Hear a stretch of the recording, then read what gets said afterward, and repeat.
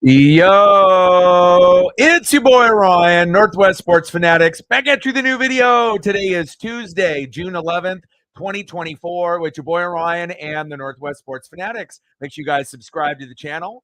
Smash that like button either now or on your way out.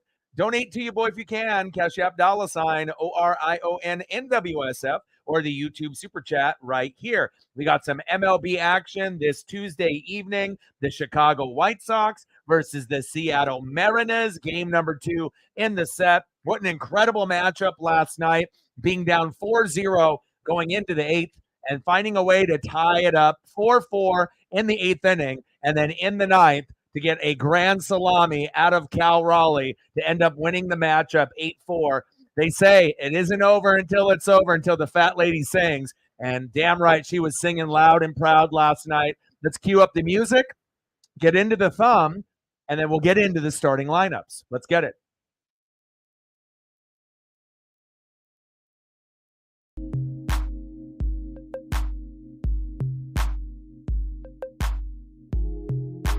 All right, baby. And on the thumb, Luis Robert Jr.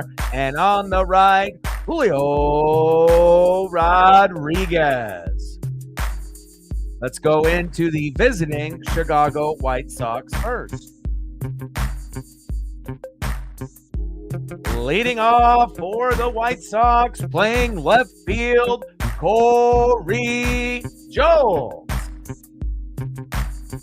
Batting second, playing third base for Chicago, Lennon Sosa. Batting third, playing center field, Luis Robert Jr. Batting cleanup, batting fourth, playing first base for the White Sox, Andrew Vaughn. Batting fifth, playing shortstop for Chicago, Paul DeYoung. Batting sixth, DHing tonight for Chicago, Corey Lee. Batting seventh, playing right field, Zach Deloach. Batting eighth, playing second base, Nicky Lopez. And batting ninth, catching tonight for the White Sox, Martin Maldonado. And making his Major League Baseball debut, Drew Thorpe. All right, Drew, let's see what you got, baby. And let's get into your Seattle Mariners. Leading off for the Mariners at shortstop, J.P. Crawford. Trident's up, baby. Let's go. Batting second, playing third base for Seattle, Hollywood, Josh Rojas. Batting third, center fielder, no fly zone, Julio Rodriguez. Let's go, J-Rod. Batting cleanup, batting fourth, catching tonight for the Mariners, big dumper, Cal Raleigh. And you could definitely argue that Cal Raleigh is the most valuable player on the team overall. Leadership, playing that catcher position is so underrated, and to be able to talk up all the pitchers on the staff so they don't lose confidence. And yeah, could his batting average be a little bit higher, than kind of hovering around 200? You could say that for everyone on the team. But who comes up with the big clutch hits late in games more than Cal Raleigh? Nobody. And I know we got Harry Ford waiting in the wings in the minors, but if it's me and I'm in the, in the war room there in Seattle, I don't let this type of player get away because he's already a top 5 catcher. And even if you get rid of him, what are the chances that Harry Ford is going to be as good as Cal Raleigh? There's a possibility that he could be, but I highly doubt it. And I'm hoping that last night should cement in a lot of Mariner fans that, yeah, we have Julio Rodriguez and a lot of other guys, and Julio might be popular, but this guy is one of the most valuable players on the team, and I haven't seen too many guys as clutch late in games than Big Dumper, Cal Raleigh. And that's why he's one of my two favorite players on Seattle Mariners in this roster. Let's go. Big Dumper, I see you. Always coming up for the dramatic plays late in games. Hard for me to sleep last night, I'll be honest. Big Dumper, you're the man. Batting fifth, playing right field, Mitch Hennigan. Batting sixth, playing first base today, Luke Raleigh. Batting seventh, DHing tonight for Seattle, Mitch Garver. Batting eighth, playing left field tonight, Dominic Danzone.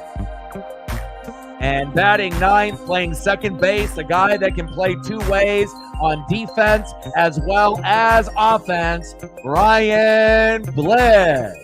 And this was supposed to be Brian Woo's start today. He got an MRI, and they're being a little precautionary, giving him the day off. So making his Major League debut as well, Jonathan Diaz. And if you're not familiar with Jonathan Diaz from the Pacific Coast League, from the Tacoma Rainiers, 4-0 record, 31 Ks, 2.89 ERA, 4 base on balls with a .93 whip. And again, this lefty, probably not a lot of people thought that he was going to be starting, with Brian Woo getting the scratch, but hopefully the MRI will come up clean and we won't have any issues because we know Brian Woo, they've had him start obviously 6 times. We've won every single time that he started. He's got a 3-0 record, an ERA of 1. He's the best pitcher on the Mariners staff. He deserves to go to the All-Star game this year with our closer, right? We already know, Andres Munoz.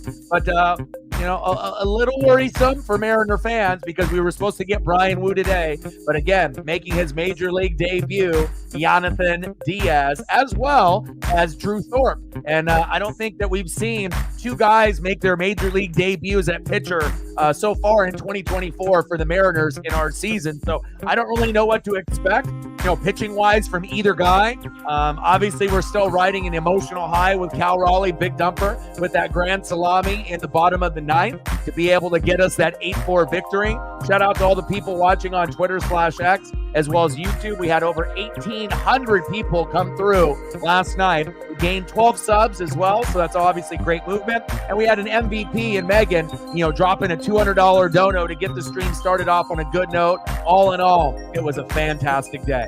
And I'm ready for another fantastic day here Tuesday evening. Let's go, baby. Megan in the building. What's good? Oh, man, you've been up. Have you got caught up on the Acolyte? The first thing I'm going to do after this game is over is I'm going to take Paisley for a long 45-minute walk, eat dinner, and then I'm going to watch the new Acolyte that just dropped about 38 minutes ago. Appreciate you so much for holding it down for the channel. Stacks on stacks, racks on racks, a little cactus jack, bang, bang, $5 holla, 95 to go to hit the goal, and I appreciate you and love you more than you know. Appreciate you. If you have to end up leaving a little bit early because you haven't slept, I totally understand. But if there's any photos that you want in the meantime, just mention to me in the chat and just give me a quick hey, I'm taking off. I'm going to go to sleep or I got other things to do. So that way I know what's going on with you. Appreciate you very, very much. Nice. You got caught up with the first 2 episodes and then episode number 3 just dropped. Scotty Mack in the building. What's good? Jacob in the building. What's good? I'll check my socials here in just a second. Good luck tonight, Jacob. Let's go, baby. And again, there's a reason why, we've been so successful with George Kirby, Cal Raleigh, and Julio Rodriguez. Unfortunately, Julio and George Kirby get a lot of the pub. But games like last night should really cement the fact that Cal Raleigh is the most valuable player on the team. Yes, we have Luis Castillo. Yes, we have George Kirby. Yes, we have Bryce Miller, right? Yes, we have Logan Gilbert, and we have Brian Woo, and we got an amazing closer and Andres Munoz. But you have to understand, no one on the team is batting 300. Cal Raleigh was the guy to hit a home run on a walk-off to get us to the playoffs for the first time in 20-plus years. And he's done this multiple times. And we want Julio kind of to be this type of guy that is a superstar, top 10, top 5 player, not only in popularity, but in the game. But so far, the popularity is there, top 5, top 10, but he's just not a top 5, top 10 clutch player yet. But Cal Raleigh, he's already a top 5 catcher overall in the league. He's one of the best defensive catchers in the league. Could his batting average be a little bit higher? Yes, you could say that for every Mariner player on the roster, top to bottom, right?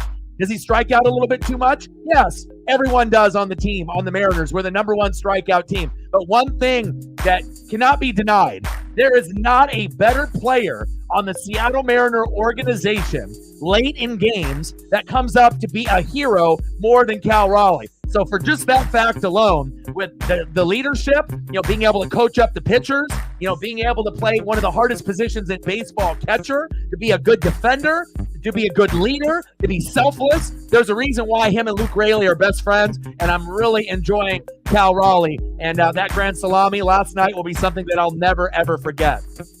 All right, baby, here we go. Starting it off in the box, Corey Julks.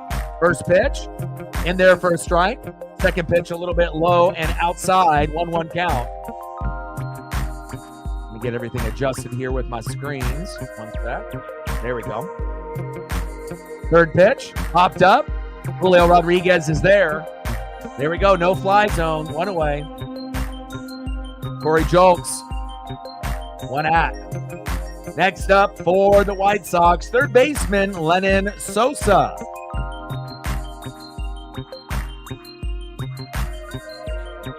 And again, on the mound, making his major league debut. This was supposed to be Brian Wu, but they have precautionary MRI, and obviously we're going to get some results later on. It's Jonathan Diaz, Jonathan, but it's pronounced Jonathan. Let's go, Jonathan Diaz. And we're getting a major league debut on the White Sox as well, so pretty exciting. So this game can go pretty much 2 ways. It's either both teams are going to rake off these brand new pitchers coming out of AAA that have very minimal experience, both making their Major League Baseball debuts, or both of them, play really, really well. And we end up getting a lower scoring game of maybe, 3-2, or 2-1.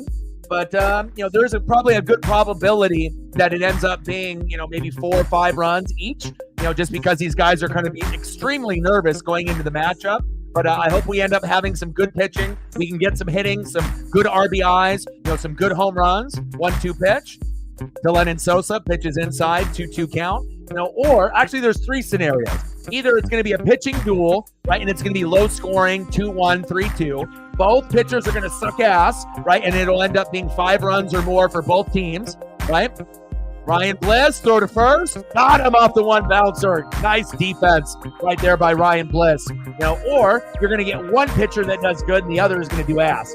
So 3 different scenarios there, but hopefully we can hang. Ryan Bliss. Ryan Bliss reminds me of a poor man's Derek Jeter, because I can't call him Derek Jeter, but Derek Jeter is one of those guys that would make these amazing plays. When you can see a guy playing shortstop or playing second base, and guys that can pick it up barehanded, just like obviously we got at third base as well with Hollywood Rojas, right? But guys that can pick it up barehanded or go off in the air off one leg, throw it in the air, obviously going across your body, even if it ends up being a 1 or 2 hopper, and still get the guy out at first. I'm really liking the defense I see out of Ryan Bliss. Let's go. 2 away. Next up for the White Sox, Luis Robert Jr. He's on the trade block, best player on the team, homered against the Mariners last night. 2-0 pitch is low and inside, 3-0 count. And I think that the price for him is going to be a lot higher than people understand. So I'm hoping, I don't really want to make the move for him, but again, he will get picked up by somebody. Pitch right down the middle for a strike. But again, if we only had to give up maybe one guy, that was in the top 100 and then another prospect, fine. But I don't want to give up 2 or 3 of our top 100 prospects for a guy that will probably end up getting injured, might not be able to make it throughout the whole year. And there's no guarantee that he's going to play well on his next team. It's not like he's batting 350 or anything like that. I mean, he doesn't really play a whole lot of games. He plays about 50 to 100 in the last 5 years, out of a 162 game schedule. So, I'm sorry to hear that. Buddy in the building, what's good? Daniel in the building, what's good? Travis in the building, what's good? Ooh, the fallout. Oh, that's cool. Pitch is high and in the zone.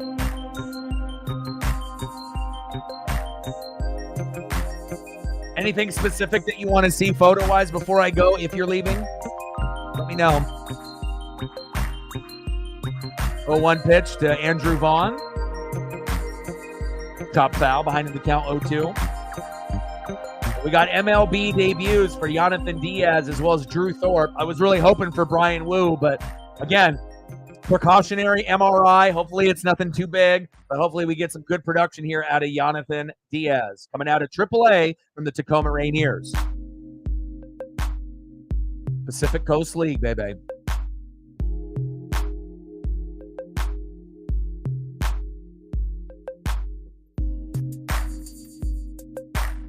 Andrew Vaughn in the box.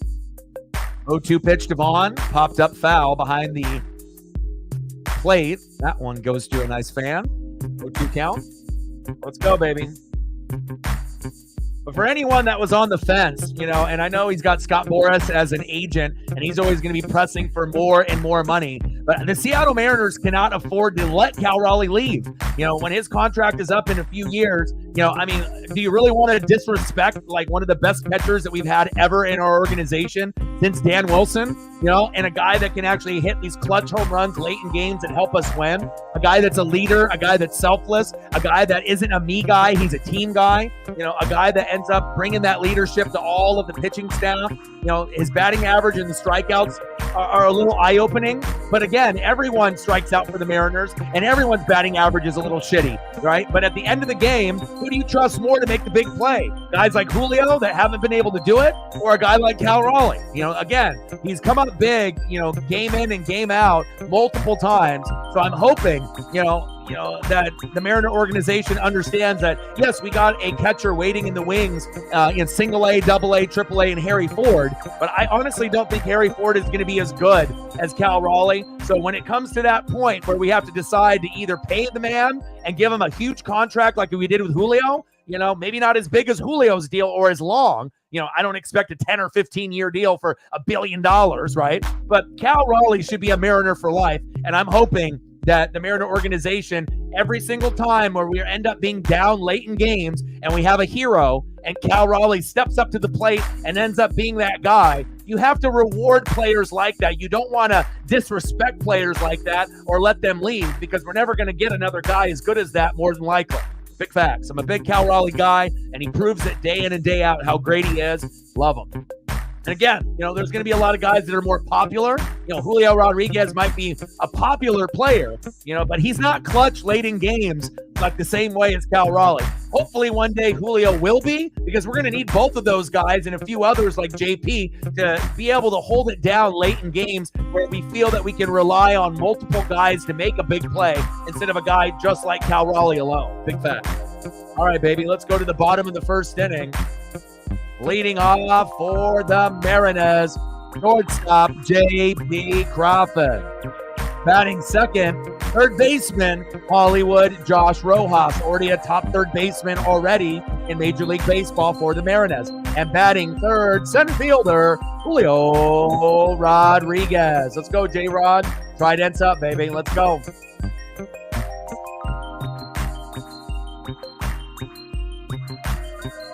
First pitch of JP for a strike outside. 0-1 count, and making his Major League debut for the Chicago White Sox, Drew Thorpe.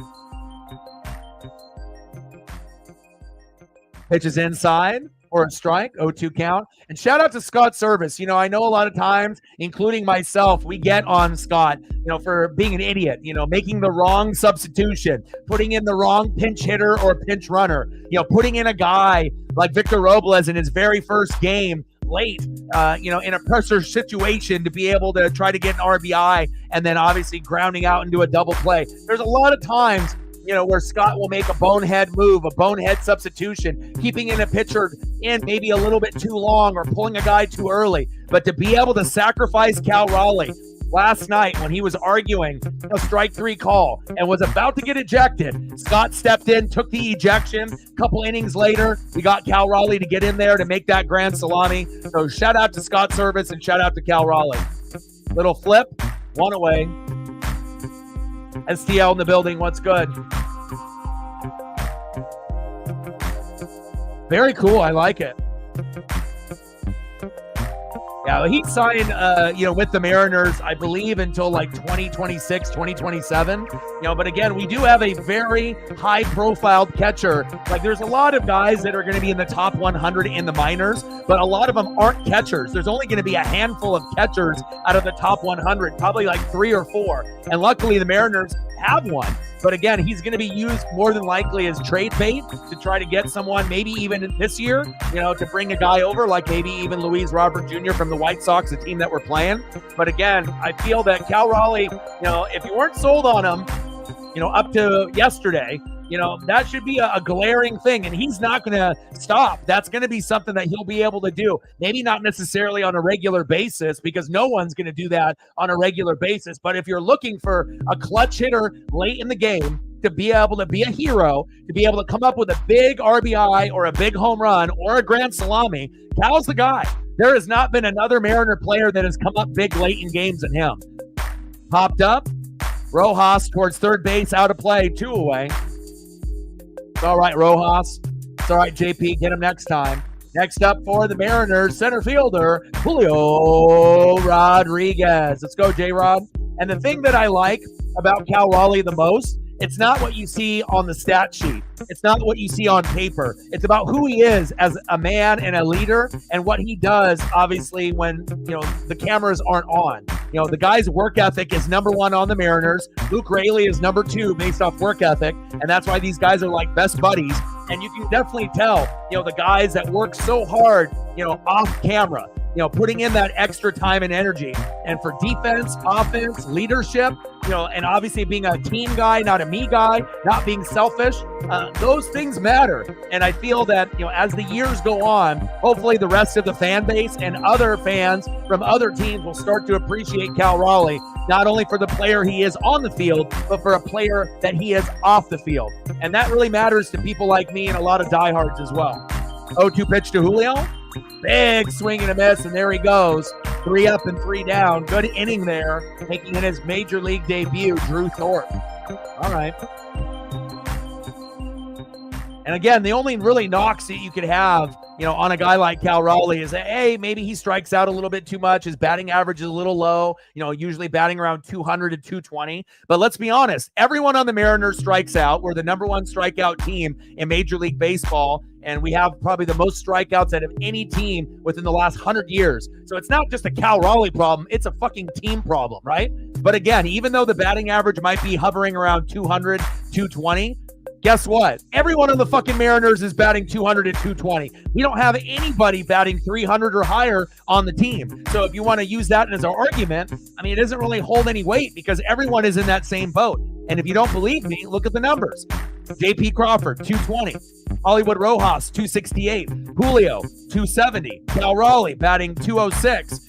Mitch Haniger, 223. Luke Raley, 255. Garver, 176. Canzone, 179. Ryan Bliss, 222. So a lot of the guys are batting around 200 to 220, 230. And then we got a couple, right, with like Luke Raley and Julio and Rojas that are going to be batting around 250, 260, 270. So definitely very excited to see where this team goes. But I was very excited to be able to see the heart of the Mariner team not giving up, being down 4-0, through 7 innings. Here we go, get 4 runs in the 8th, 4 runs in the 9th with that grand salami, and we ended up winning 8-4 against, you could say the worst team in baseball, obviously with only 5 wins and 27 losses on the road. But it shows you, if you take a team for granted, they can punch you in the mouth, and anybody can beat anyone on any given Monday through Sunday. Big facts. Next up for the White Sox here in the top of the 2nd, shortstop, former Cardinal Paul DeJong. Batting 2nd, DHing for the White Sox, Corey Lee. And batting 3rd, right fielder, Zach DeLoach. And we got Jonathan Diaz, the lefty, on the mound, making his major league debut as well. Go. 0-1 pitch. Pitch is inside. 1-1 count.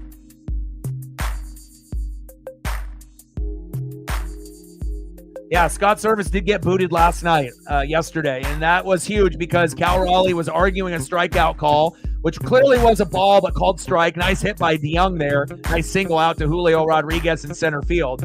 And right when Cal was about to get ejected, and Cal usually doesn't argue. And if he's going to argue with an ump, he's got usually a valid reason. Cal's probably argued with the umps this year like 3 times, and every time he had a valid reason, right? But just on the brink of getting ejected or thrown out, Scott Servais, a smart manager at that point, came in, yelled at the ump, stepped in, pushed Cal Raleigh back, took the ejection, and then we ended up having Cal Raleigh make that heroic play in the 9th inning, the grand salami to win the game. So that's when you can tell that a manager knows what to do, and it's situational baseball. He could see that his stud player was about to go, and he stepped in and took one for the team, and that helped us win, because honestly, if he didn't do that, Cal Raleigh ejection, there is no comeback and there is no grand salami. Now, would we have come back and won that game with an RBI with a different player? Possibly. We had bases loaded with 2 outs, but it's also a great possibility that we get nothing. We end up, popping up, grounding out, or striking out, going into extra innings, and maybe we win, maybe we don't. We'll never really know. But Scott did get that ejection last night.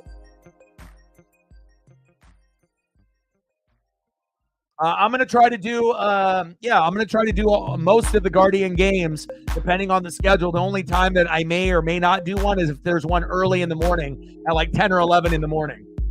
But if all of them are at 5, 6, 7 p.m. or at noon or 1, yeah, I'll try to do them all.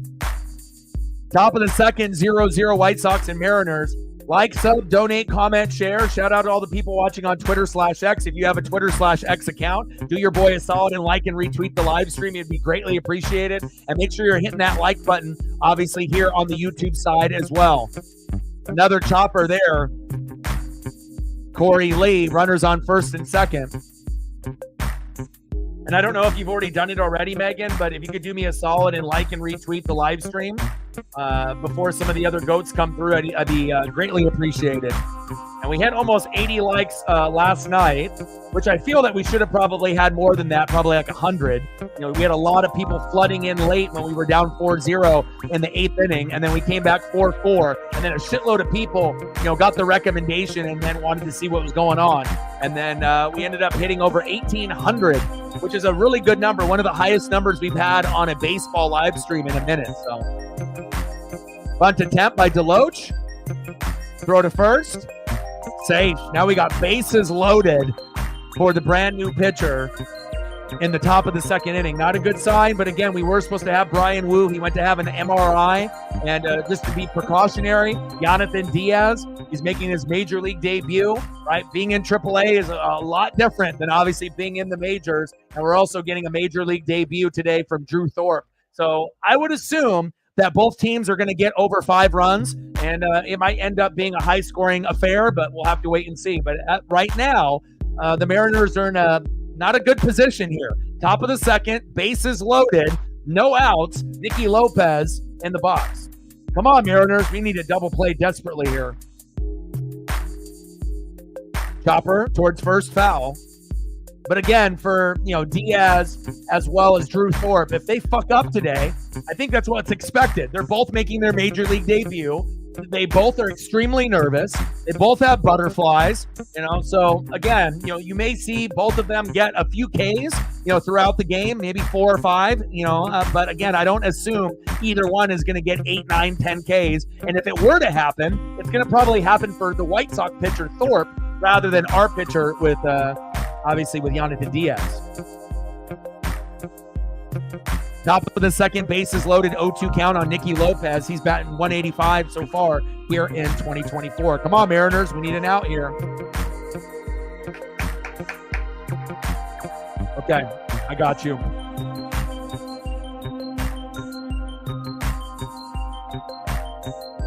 Oh-2 pitch to Nicky Lopez from Jonathan Diaz.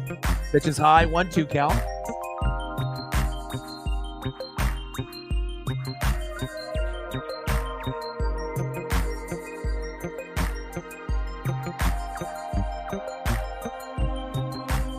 Hopefully we can get 10 likes within the first hour. So if you haven't smashed the like button just yet, please do. Big swing and a miss. Got him. There we go. But we got 23 people watching on the YouTube side now, 17 on the Twitter/X side. Looks like we got 13 likes We got 10 other people that are still in the room. Now we got a few more. Thank you so much if you're watching. We got 15 likes. We need 5 more to get to 20. So if you are in the room and you have the ability to the like button, please smash the like button for your boys so that we can get more recommendations and that we can get possibly more people to join the NWSF and we can get some more subs on the channel as well. Big swing and a miss for Martin Maldonado next up here for the White Sox. Top of the second, bases loaded, 1 out. Martin Maldonado batting .071, 1 home run and 4 ribbies with limited action. Sounds like a number that would be for a Mariner hitter, since we strike out so often. Career average is .203 for Martin Maldonado, but again, limited action for him, but he is catching here tonight. Pitch there in the zone on the corner. Outside, should have been a ball, but called strike, behind in the count 0-2. It was hard for me to sleep last night. Like I said, and again, if you had any doubts about Cal Raleigh, maybe not being the guy, offensively, defensively, throwing off batters, obviously from the knees at first, second, and third, great leadership. When our pitchers are getting a little down on themselves, who do you think is the one that lifts them up? It's Cal Raleigh. Like, the guy is, I know we have Dan Wilson in the past. I honestly think Cal Raleigh, if he ends up being a Mariner for life, there's a chance I think that he could end up being borderline Hall of Fame player, depending on if we can get to a World Series in the next 10 to 15 years. If we can get to a World Series, 1 or 2 in the next 10, 15 years, I think that it's very possible that Cal Raleigh could be a borderline Hall of Fame catcher. I think he's got that type of talent. I know right now he's only batting around 200. He strikes out a lot. The whole Mariner team does as well. But I think he's better than Dan Wilson. I think at the end of the day, I think he'll be better than Dan Wilson, and he might go down in history as maybe our best catcher in our history, if he stays on the team, long term. I really like what he brings to the roster. And again, I know a lot of people love Julio Rodriguez, but he's not as clutch as Cal Raleigh late in games. But we need both of them to be great, to be able to take it to the next level, as well as guys like J.P. Crawford. 3-2 count. Martin Maldonado with a base hit to left field. That brings in a run. 1-0 White Sox. Fucking A. And I was really hoping for Brian Wu today, but MRI, and they're being a little precautionary, so now we have to have 2 AAA pitchers making their major league debut. And you can tell Diaz doesn't really have it, especially when you got a guy that's batting .071 to get an RBI there. That's Brian Wu. That's a fucking K. All right, next up at the top of the order, left fielder Corey Jolts. Once we go to commercial break, I'll get some photos here for you, Megan. I'm going to get them prepped right now for you.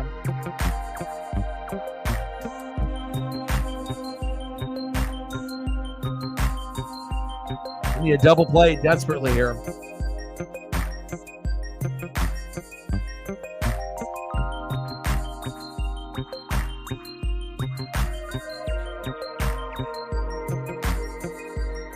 Come on, Diaz.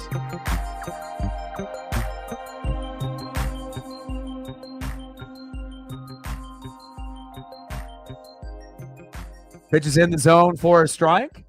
0-1 count.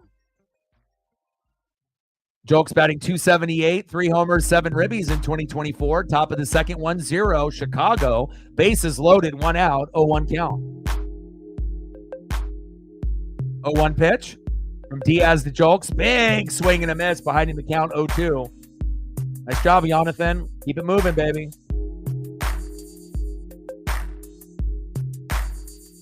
Tacoma Rainiers, AAA pitcher. Let's go. 0-2 pitch to Jolks. Tech swing foul towards first base. Count remains 0-2.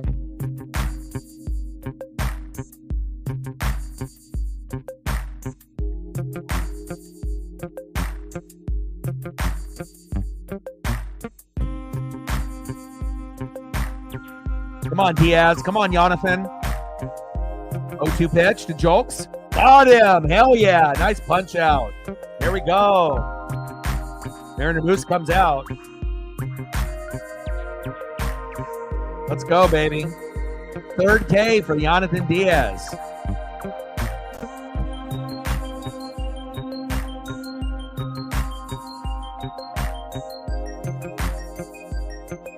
Next up for the White Sox, third baseman Lennon Sosa.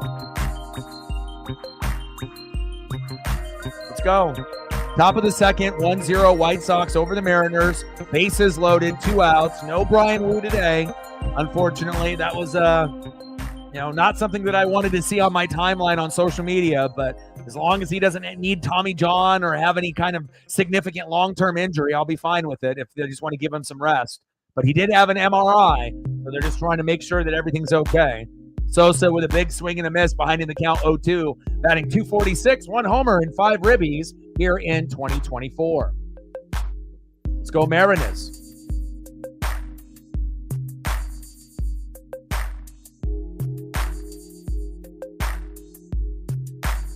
Matt, Megan, and Lauren. There we go.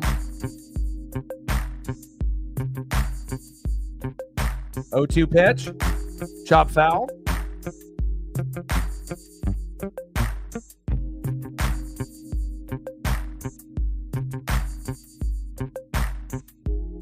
Appreciate you, Megan, Lauren, Matt. Looks like we'll be getting Matt back here today. Had a nice little trip there in Hawaii from one island to the next. 0-2 pitch to Sosa. Dribbler. Right to the pitcher. Jonathan Diaz. There we go to Luke Raleigh. We get out of the inning. We leave 3 stranded. Yeah, Scout Servais was ejected yesterday to save Cal Raleigh. And if that didn't happen, we wouldn't have won. So, yes, he was. But that's, that was all timed. It was all, he did it on purpose. Again, it's one thing to yell at the ump, but sometimes, you need to be able to, kind of get the team a spark. And if you can sacrifice yourself, and get the crowd into the game, and then obviously, build some momentum for the players to be able to do it for him and, to save his player, that's exactly what he ended up doing. All right, let's get some photos up here for Megan. Due up for the Mariners catcher, the hero, Grand Salami, Cal Raleigh. Big dumper, baby. Batting second, right fielder, Mitch Haniger. And batting third, first baseman today, Luke Raleigh. We're at 5:95 to go on the donos. Let's get it, baby. We're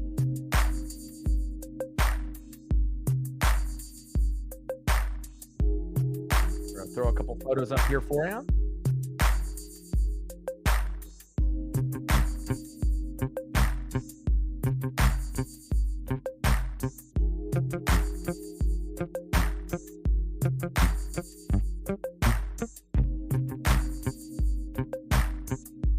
See if I can squeeze in like 1 or 2 more here.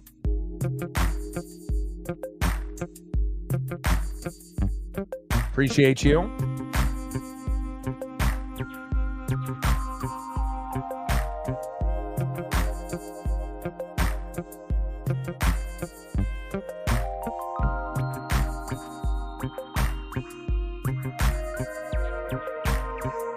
Like, sub, donate, comment, share, help your boy out. Let's go, baby. Appreciate you very, very much.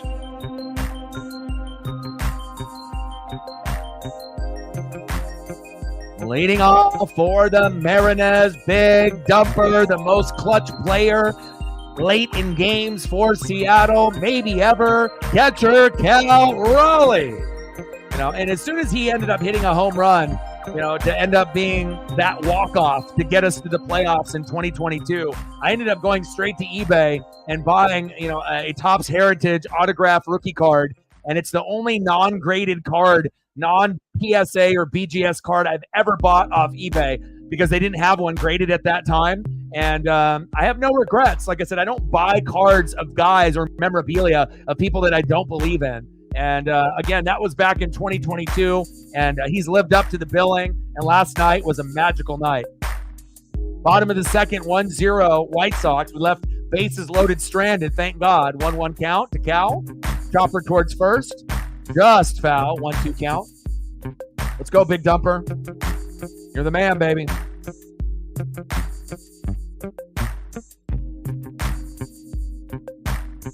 To see if there was any graded version, and they had like a PSA 9 that's going for like 175, 180, and then obviously non-graded they're usually running about 60 to 75 bucks. I'm kind of around the price range that I bought mine for back in the day. I might send mine to get graded at one point, but I love me some Cal Raleigh.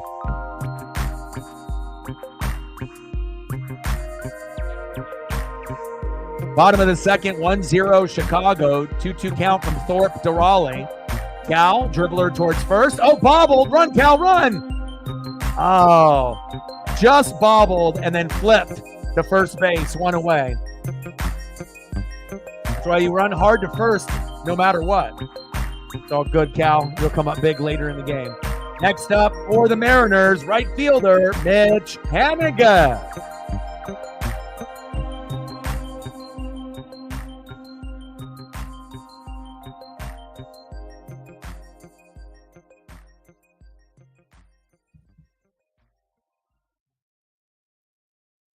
Let's go, Mitch. 223 average, 6 homers, and 29 ribbies here in 2024. 1-0 pitch from Thorpe to Haniger. Dribbler, right up the middle, throw to first, 2 away. And this is the first time in 2024 where we're seeing 2 pitchers making their major league debut in a game here in the Seattle Mariner organization. Yanahan Diaz for Seattle and Drew Thorpe for the Chicago White Sox.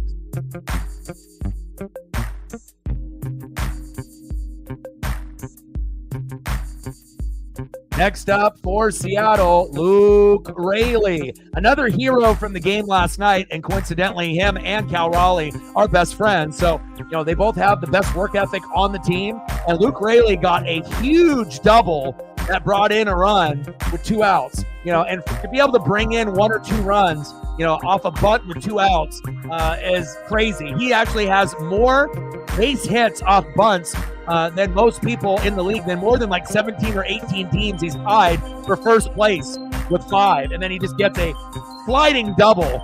There we go, my boy Luke Raleigh. Way better than Mitch Garver or Jorge Polanco in the offseason pickups. We love you, Luke. This was the type of signing that was a very underrated, and we got rid of Jose Caballero because we had plenty of, obviously depth at that position. But Luke Raleigh coming up big again for the Mariners. Nice double. We see you, Luke. Next up for the Mariners, DHing for Seattle, Mitch Garver. And in late April, in this particular photo, had that nice walk-off home run, and Cal Raleigh ended up joining that party last night.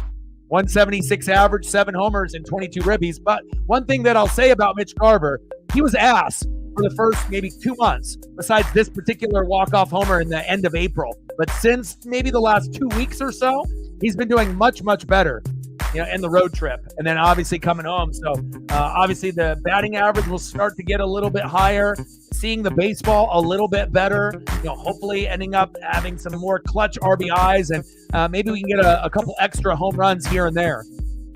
Runners in scoring position, he's only batting 180, 1 home run and 15 ribbies. But also a key thing was Scott Servais letting him be the backup catcher over Sebi Zavala. So that way he was just not DHing game in and game out and getting depressed when he was going 0 for 4, 0 for 5, 1 for 4. Sometimes being able to be in the game as a catcher and a hitter instead of just a designated hitter, that was a smart move by Scott Servais doing that. And it looks like, Mitch Garver isn't back, but it's helping. Pitches outside, 2-2 count to Mitch. Let's go, baby.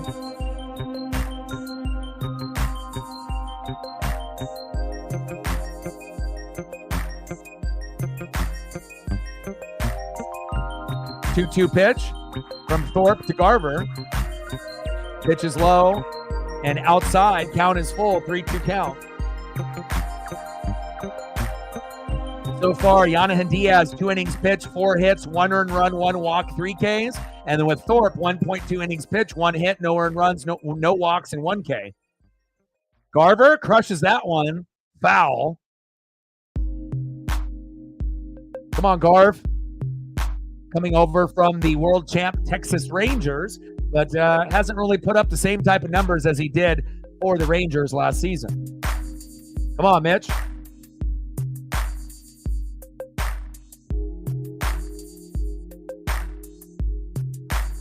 3-2 pitch. Garv. Oh, yeah. Diving grab by Deloach is missed. That'll bring in Luke Raleigh, baby. 1-1. Mariners and White Sox, baby. Woo! There we go. Hell yeah. Garv, baby. There we go. Nice job. And that's how you get back on the Mariner fans' good side. When you end up making plays like that where we probably think you're going to strike out, pop up, or ground out, but when you can surprise us and get a nice, solid RBI, single, double, triple, home run, bringing in the runs for the Mariners, that's what it's about. Nice job, Mitch Garver, bringing in Luke Raleigh. Let's go. We're knotted up at 1, baby. I love that. Next up for the Mariners, left fielder, Dominic Canzone. Let's go, Dirty Dom.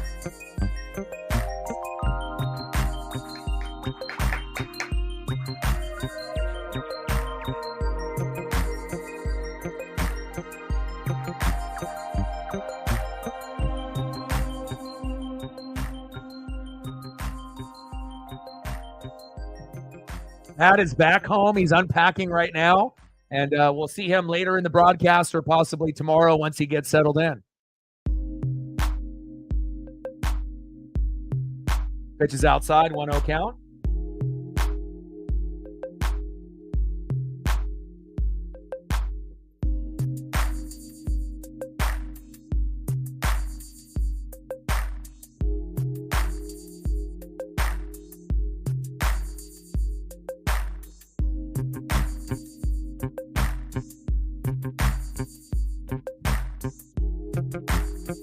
Bottom of the second, 1-1 White Sox and Mariners. Runner at second. Throw to second. Trying to get Mitch Garver napping as the crowd boos. They don't like that. 1-1 count to Dominic Canzone. Let's go, baby.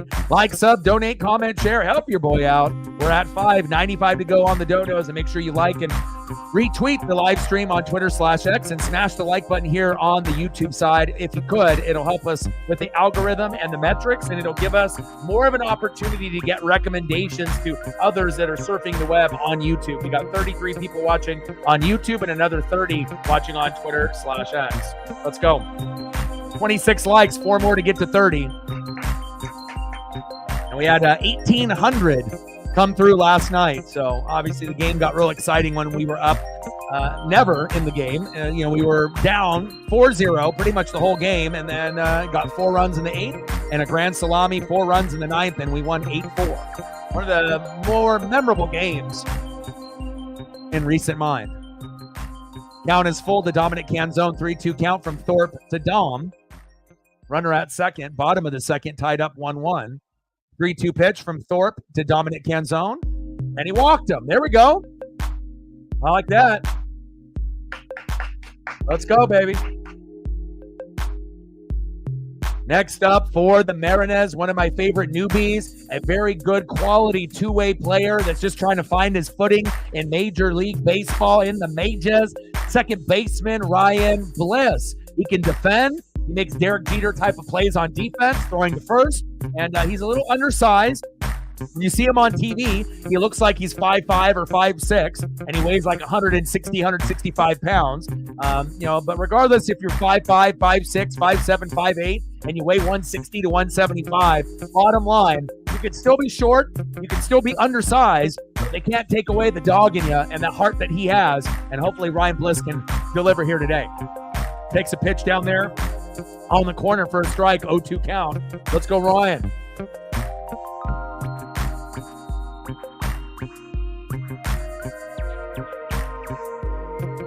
Bottom of the second, 1-1 Sox and Mariners. 0-2 pitch from Thorpe. The Bliss got him. What a pitch by Thorpe. We'll give him some love. All right, take a look at the stat line here real quick for both of the pitchers making their Major League debuts. All right, Drew Thorpe. Nice punch out there for him. So 2 innings pitched, 2 hits, 1 earned run, 1 walk, 2 Ks for Drew Thorpe, 37 pitches, 25 strikes. They're both sitting at 4.50 ERA. All right, Drew, I see you making your Major League debut today. And then for the Mariners, supposed to have Brian Wu today, but had an MRI, so that was a scratch. Hopefully it's nothing serious. And we're bringing in from the Pacific Coast League, the Tacoma Rainiers, Jonathan Diaz. 2 innings pitched, 4 hits, 1 earned run, 1 walk, 3 Ks. So a little ahead of the curve against Thorpe, and hopefully he can keep it moving. Let's go. End of the second inning, we're knotted up at 1. Let's see who's up next. here for the White Sox. Next up for the White Sox, 0 for 0 with a base on ball center fielder, Luis Robert Jr. And obviously the Mariner rumor mill is Luis Robert Jr. is possibly one of the players that the Mariners may be looking at, as well as Bo Bichette and Vladimir Guerrero Jr. on the Toronto Blue Jays. Batting second, 0 for 1 with a K, first baseman Andrew Vaughn. And batting third this inning, 1 for 1 with a run, shortstop, the former Cardinal, Paul DeJong. Let's go, Mariners.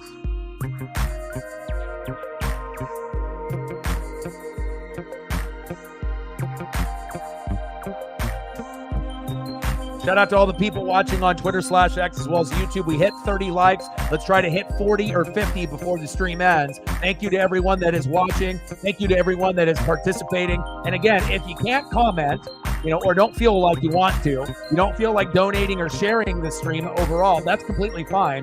And if, you have a Twitter/X account or you don't, that's okay. But the least that anybody could do if you're going to be hanging out and watching, smashing that like button is going to help the channel gain more subs, more views, more shares, more recommendations, and I greatly appreciate it.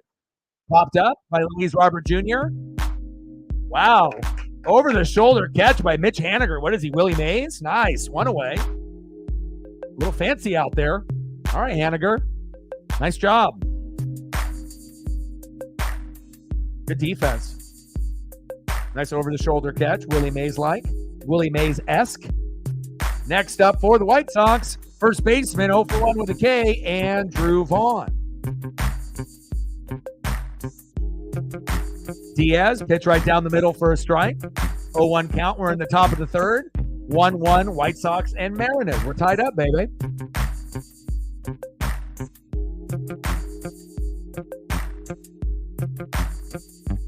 Back, gone! Andrew Vaughn crushes that solo dinger. And again, we got to be able to pitch with a little bit more velocity there. That was almost like an underhand pitch from Jonathan Diaz. Big homer for Andrew Vaughn.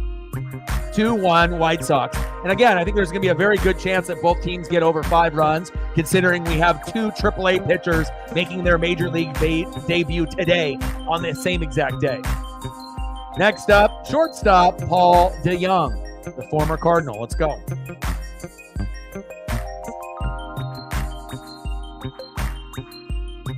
Pitches outside, 1-0 count.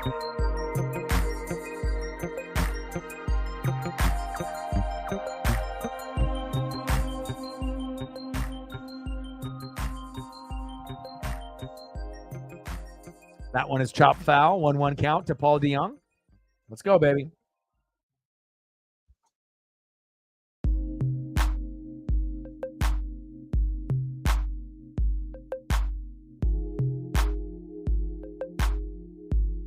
Bartolo Colon, but a lefty. That's a good kind of, if you're just looking at the body frame, how he looks, he's a little thicker.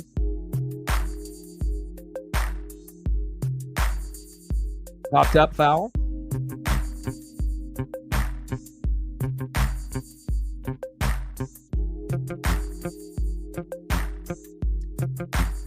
Sims was thinking Bartolo Colon, but a lefty. But Bartolo Colon had a little bit more of a heater than Diaz does.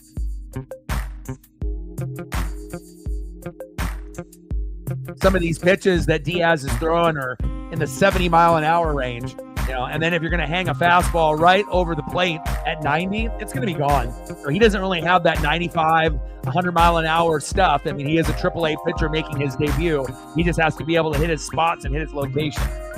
Judah in the building. How are you, my guy? Good to see you here, my guy. How are you? How are the cats? How is the new job? Hope everything is going well with you.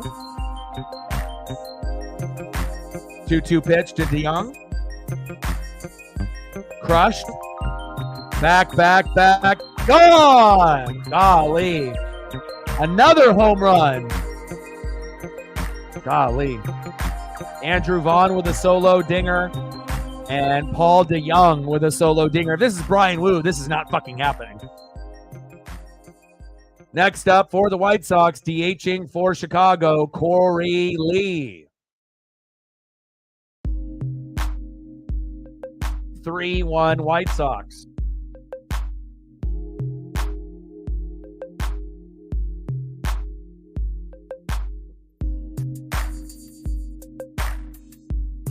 And another hit. Raleigh, how long are we going to go with this guy? I mean, I get it. You're making your major league debut, but I mean, they're going to probably try to stretch him out as far as they can to get to the 6th inning. But hell, if we keep this type of pace, we're going to be down like 8 runs by the time it's the 4th or the 5th inning. This guy's terrible. But that's why he's making his major league debut. He's a AAA pitcher. You know, he's got butterflies.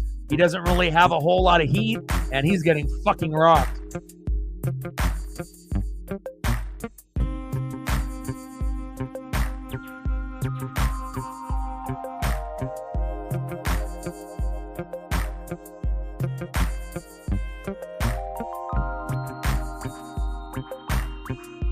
Making the White Sox look like they're a fucking good team here. Jason in the building. What's good? Oh, good to hear. Good to hear. And that's also good to hear. Awesome, man. Pitch right down the middle for a strike. Oh. Thrown right out of reach out of J.P. Crawford, but it goes to Julio Rodriguez. Runner does not advance, thank God. That was probably the wildest throw to second base from Cal Raleigh I've seen in about a month and a half. Wu is the starter, but they had an MRI scheduled for this morning. And so they decided to do a late scratch and, you know, just to check on his arm to make sure everything is okay. But Brian Wu was scheduled to start. So we have a AAA pitcher that got called up today, and Yanahan Diaz, and also a AAA pitcher making his debut for the White Sox as well. So Sarah in the building. What's good?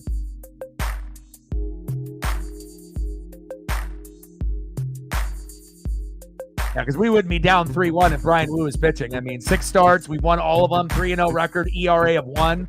You know, we would definitely be winning tonight if Brian Wu was on the mound. There we go. There's a K for Diaz. Emerson Hancock got sent down to AAA a few weeks back, so that's why he's not there. You know, they gave him a chance, and again, I think they just wanted to see what this lefty could do, you know, based on some of their righty batters. So again, yeah, I mean, obviously going with Emerson Hancock would probably have been maybe smarter, but again, they wanted to go based off the matchups with all their right-handed hitters. So that's why they decided to go with the lefty today instead of the righty of Emerson Hancock and having him come back up from AAA. You know, you got to be able to sometimes just kind of see what you got. And the Mariners have had a lot of injuries this year, and it's kind of, you know, nice to be able to just see, you know, if someone has got potential to be on the roster, or if they're definitely not ready, like Yanahan Diaz today. He's not ready. He's nowhere near. You know, he's a AAA pitcher. He had a good record, you know, and whatnot. But again, so these are his numbers. But I mean, he doesn't have a lot of electricity on his baseball. He's pitching 70 to 75 on some of his pitches, and then on his high-end pitches, he's only pitching like 90, and he doesn't have very good location. You know, he's been getting roughed up. So, but here's a couple photos of Yanahan Diaz. And then obviously being on the Tacoma Rainiers in the Pacific Coast League, 4-0 record, 31K, 4 walks, 2.89 ERA, and a good whip. But just because you're doing good on Tacoma Rainiers in AAA does not mean you're going to be doing well in Major League Baseball. There's different levels to this shit, right? So just because you're batting, you know, a very high number in single A, high A, double A, AAA doesn't mean you're going to be a good player in the majors. Little dribbler, throw to first, kind of a left-handed poor man's Bartolo Colon, but not enough velocity. 3-1 White Sox. Let's go to the bottom of the 3rd inning. Yeah.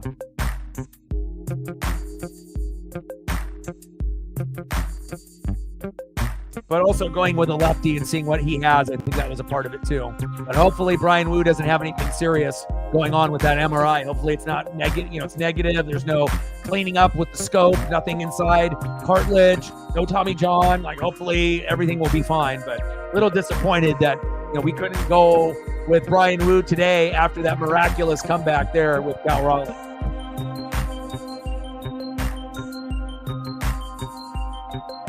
All right, baby, we're going to the bottom of the 3rd inning. We're down 3-1.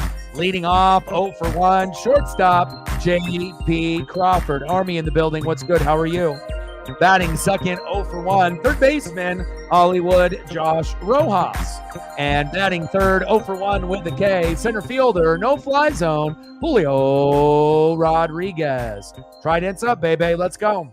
And shout out to all the people that came through that watched last night. We actually peaked at over 1,800 people that ended up watching the stream, which was awesome.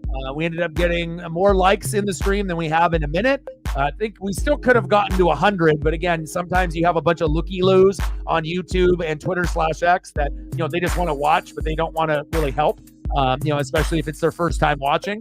But I know we've got, quite a few subs. I think we gained like 12 to 14 subs, which is a pretty good number for a stream in just one day. And here we are. So shout out to all the people watching on Twitter/X as well as YouTube. I love you and I appreciate you. If you haven't smashed the like button just yet, please do. I know when I looked at it a few minutes ago, we were already at 30 likes. So we're going to be shooting for 40 or 50 tonight. And we're at $5 on the donos, 95 to go to hit the goal. Let's go.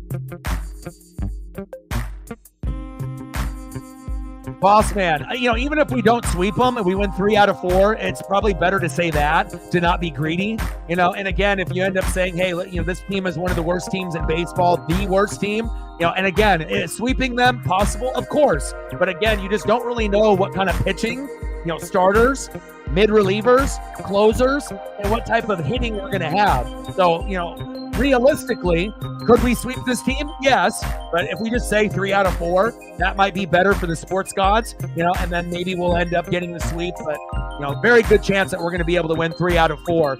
But worst case scenario, 2 out of 4. But I'm hoping that we can make a nice comeback here today. But not having Brian Wu might cost us this game because the pitcher here, Thorpe, he's much better than Diaz. And they're both making their major league debuts today. So, again, if we don't get to 5 runs, 7 to 10 hits, we're going to lose today. So, hopefully we can, find a way. But, of course, do I think that we have the talent to win 4? Yeah. We swept the Reds. We swept the Angels. J.P. Crawford lined out to Luis Robert Jr. But remember when we ended up sweeping the Angels? And then a few weeks before that, we swept the Reds. And right after we swept the Angels, who did we play? The Oakland A's. They're kind of bootios too. They're better than they used to be. They got 10 or 12 more wins at this point than normal. Normally they're in last place, and we were all cocky thinking, shit, we're going to come in here and sweep them too. And then what happened? We lost the first 2 games in the series, and luckily we had a comeback, and then we ended up winning the third one, barely. So, it is what it is. Sometimes on paper, it looks like you're just going to be able to beat the shit out of somebody. But until, the games are played, you don't really know what you're going to be getting, especially pitching-wise. Nice error by the White Sox. We'll take that. Boss man, appreciate that. Appreciate you, my guy. And again, I primarily will be doing Mariner games, but every once in a while if the Mariners have a day off, I'll do the Dodgers. My dad's been a Dodger fan since the 50s. Or if there's just a good matchup, Yankees and Phillies, maybe I'll do something like that if the Mariners have the day off, or Yankees Dodgers, something like that. But baseball, basketball, football, hockey, wrestling, AEW, WWE, we do it all here. Big swing and a miss for Julio. 0-1 count. David in the building. What's good, brother?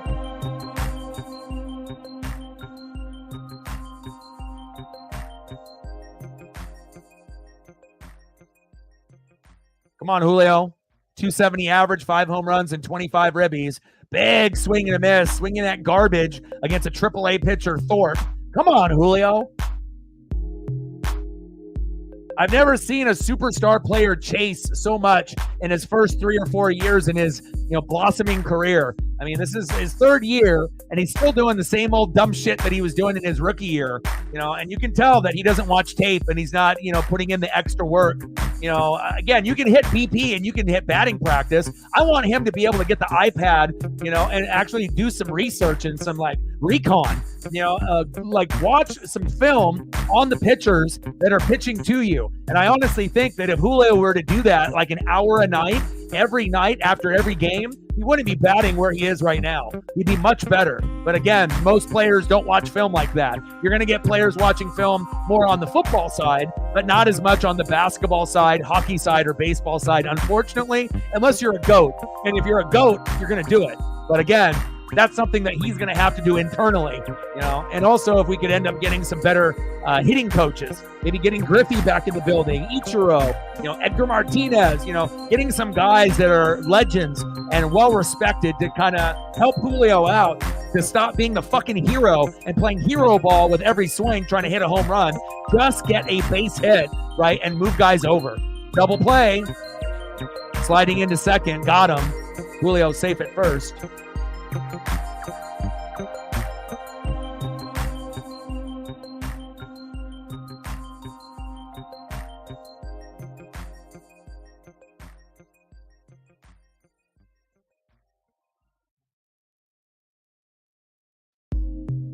I appreciate that.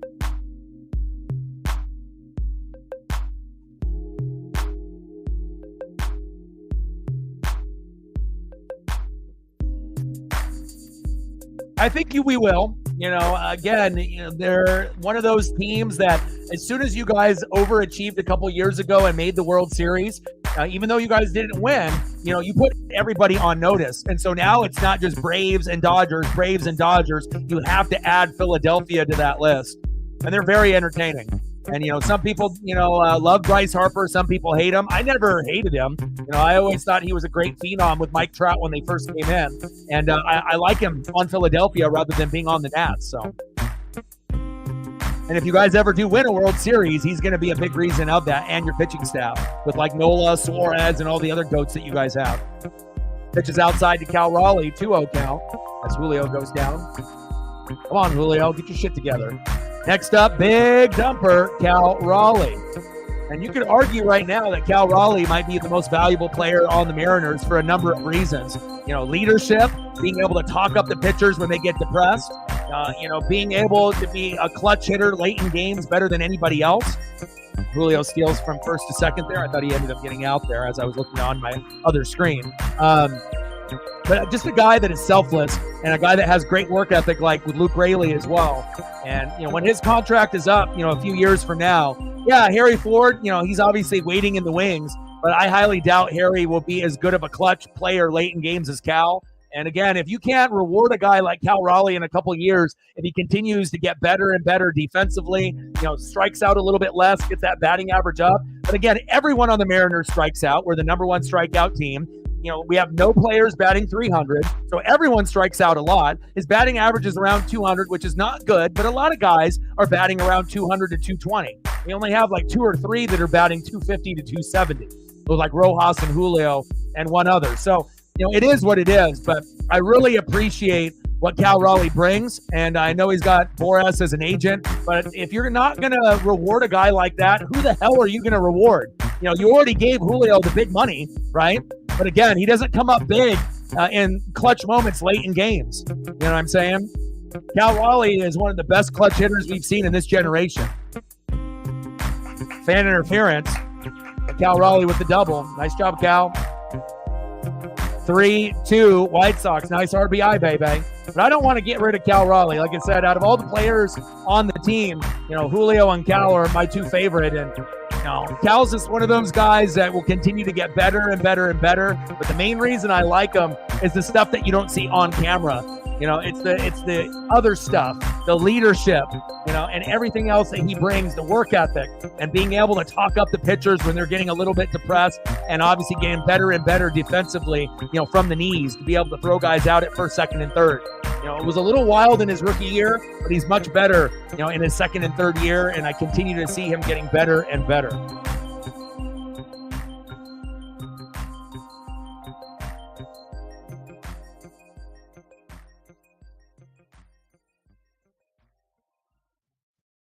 Mitch Haniger pops it off on a 0-1 count. We're going to leave a runner stranded at second. Luis Robert Jr. charging. And that is out number 3. At least we got another run. Now we're at the end of the third, 3-2 Chicago.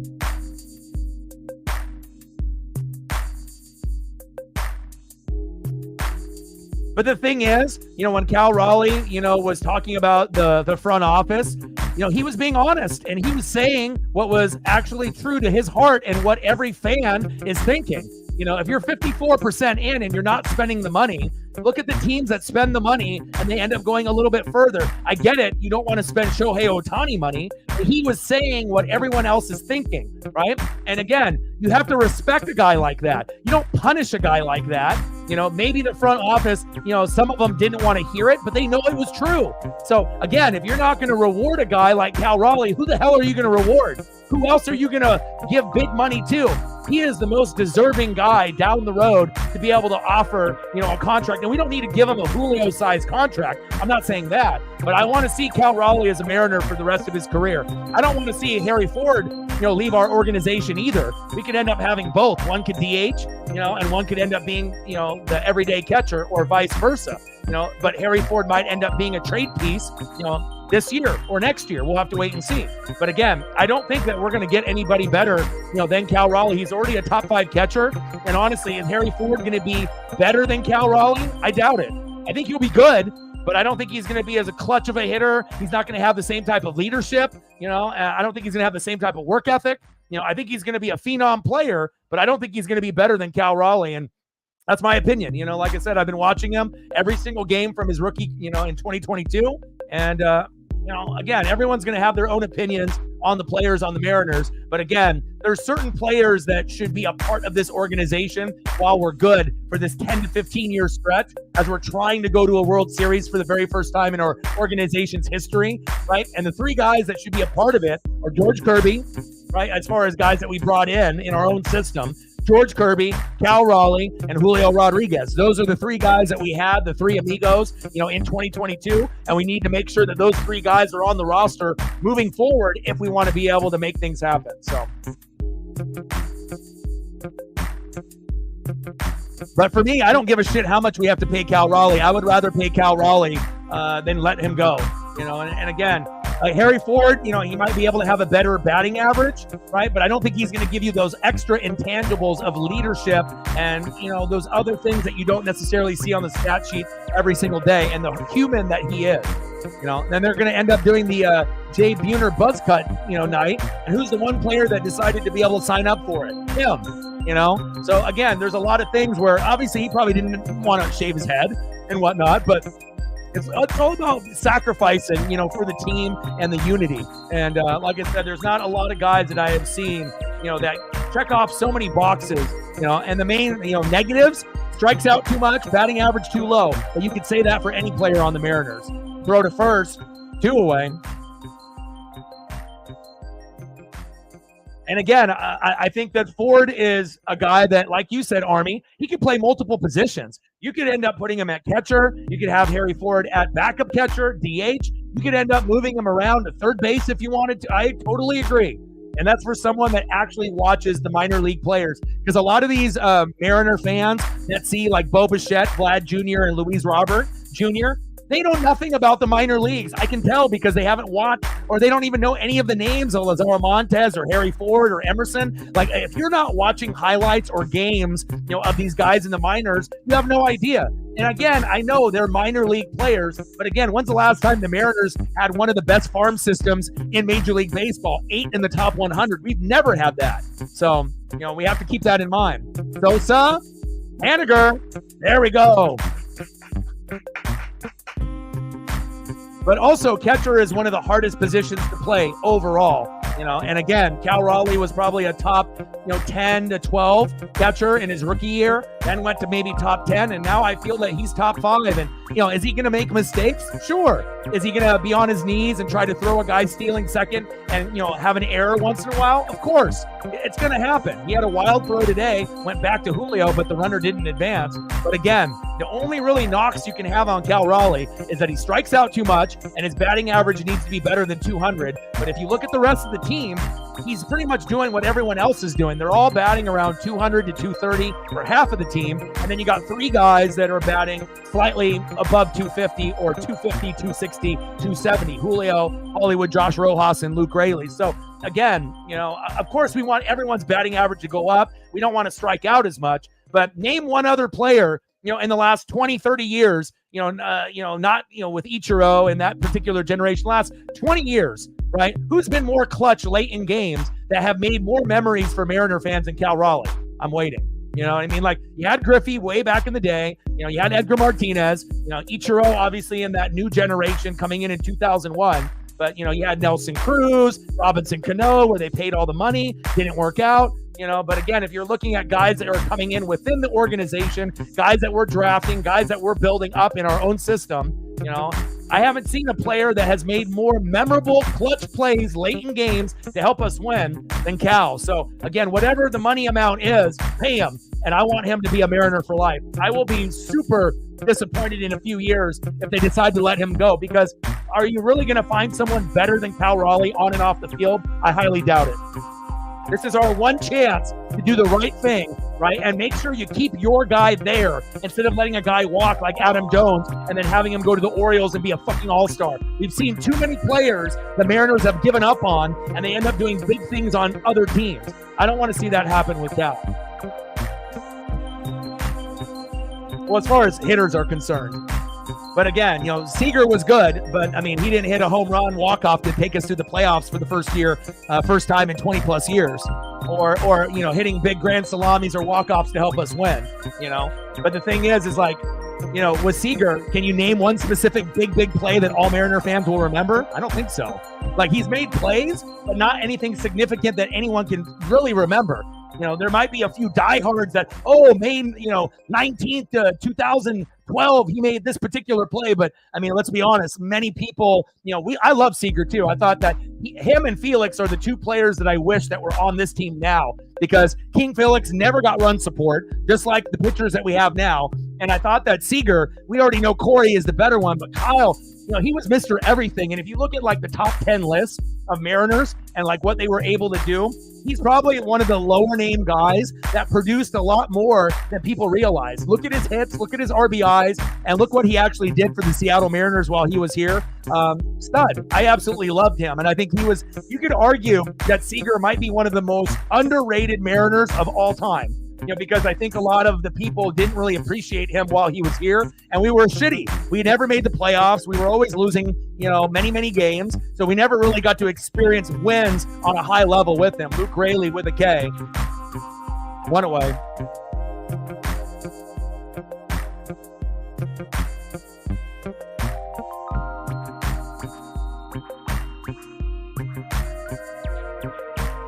As far as like big plays, like with King Felix, we remember like the immaculate perfect game. So like we remember those, you know, like the no hitters, the games where he would get 10, 11, 12, 13 Ks.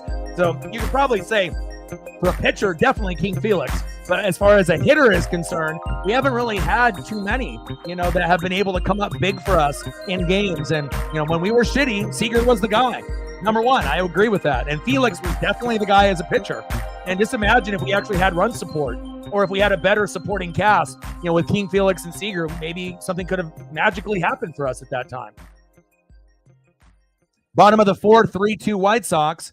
Thorpe, 1-1 pitch to Garver in the zone for a strike, 1-2 count. I mean, I just like to be able to appreciate greatness for where it's at. And again, I remember going to a Mariner game and, you know, they had those mini bats, and there was, you know, all these other players that you could buy, or you could just buy like a wood colored bat or a black bat mini. But, you know, I looked, and then they ended up having one booth that I had to wait in line for. And they had a Kyle Seager one that was wood color, but it actually had his image on the bat. And you know your ass, I waited in line for that one, and I still have it to this day. And it's one of my favorite mini bats that I own, besides a couple of the Ichiro ones that I got from way back in the day as well. Love me some Siegs. Count is full, 3-2 count to Garv.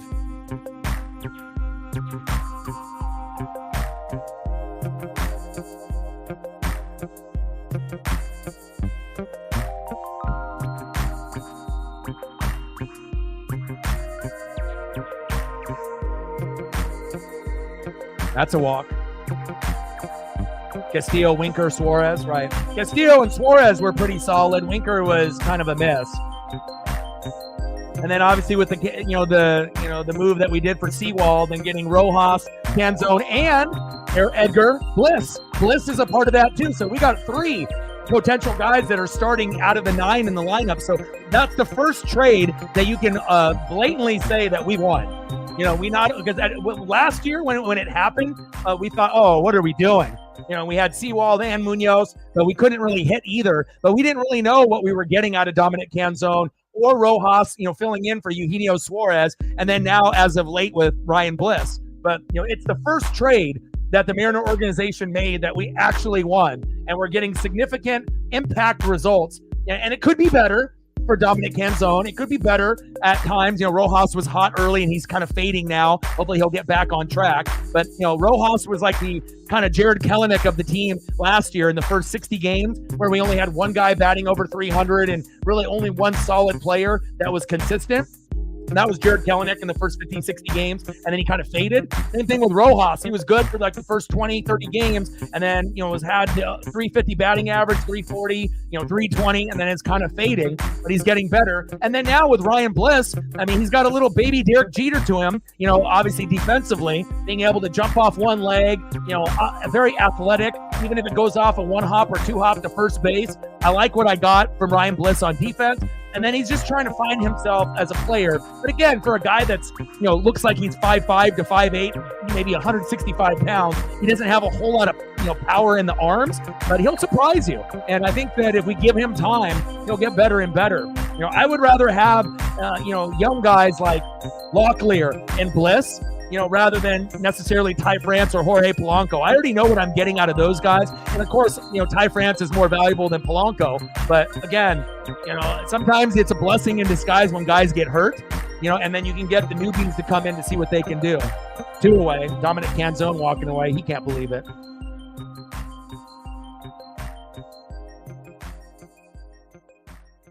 Next up for the Mariners, second baseman, Ryan Bliss. And sometimes it's just like body language and just like, you can tell the players that are having fun out there. And I don't know, and I know Ryan Bliss is not going to make plays all the time. But again, he's a better defender than Polanco. It's less money. And again, we don't really know if Polanco would have been able to get hotter, because obviously he's been hurt for quite some time. But I think most Mariner fans really aren't sold that much on Polanco or Garb, but we do like the Luke Raley for Jose Caballero. And Garb has gotten better within the last 2.5 weeks. Early on, he had that walk-off home run, this play right here at the end of April. But since then, he was kind of garbage. And then within the last 2 weeks, 3 weeks, they ended up putting him backup catcher over Sebi Zavala. And now he's starting to see the baseball a little bit better. He's playing backup catcher and, getting some time, catching and obviously hitting instead of just being the DH every single day and then going 0 for 4, 0 for 5, 0 for 4, getting fucking depressed, and the fans are fucking getting pissed off. So sometimes you have to be able to make these adjustments with things. But again, we have a lot of players on the roster. We're making a lot of movement. We're nowhere near being done.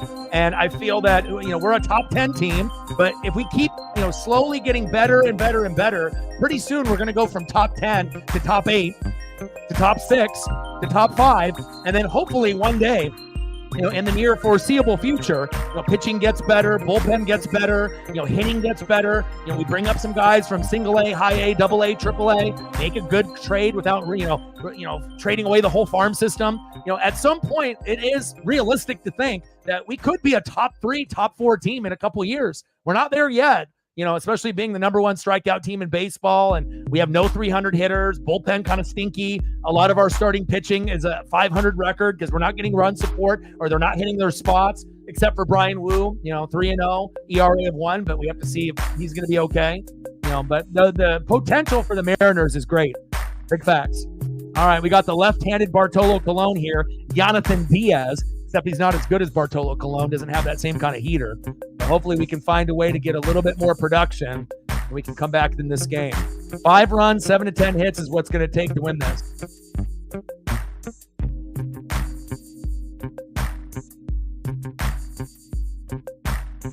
Next up in the box, Luis Robert Jr. Like, sub, donate, comment, share, help your boy out. Make sure you guys got a like and a retweet on the live stream on Twitter/X. And help your boy out here on the YouTube side as well. Dribbler to Rojas, throw to first to Raleigh, 1 away. And that's another thing too, with Ty France out of the lineup, right? We can have Luke Raley play first, right? Which is awesome. Or we can end up having, someone else, right? The newbie, which is always good. I always like being able to see new players get a chance.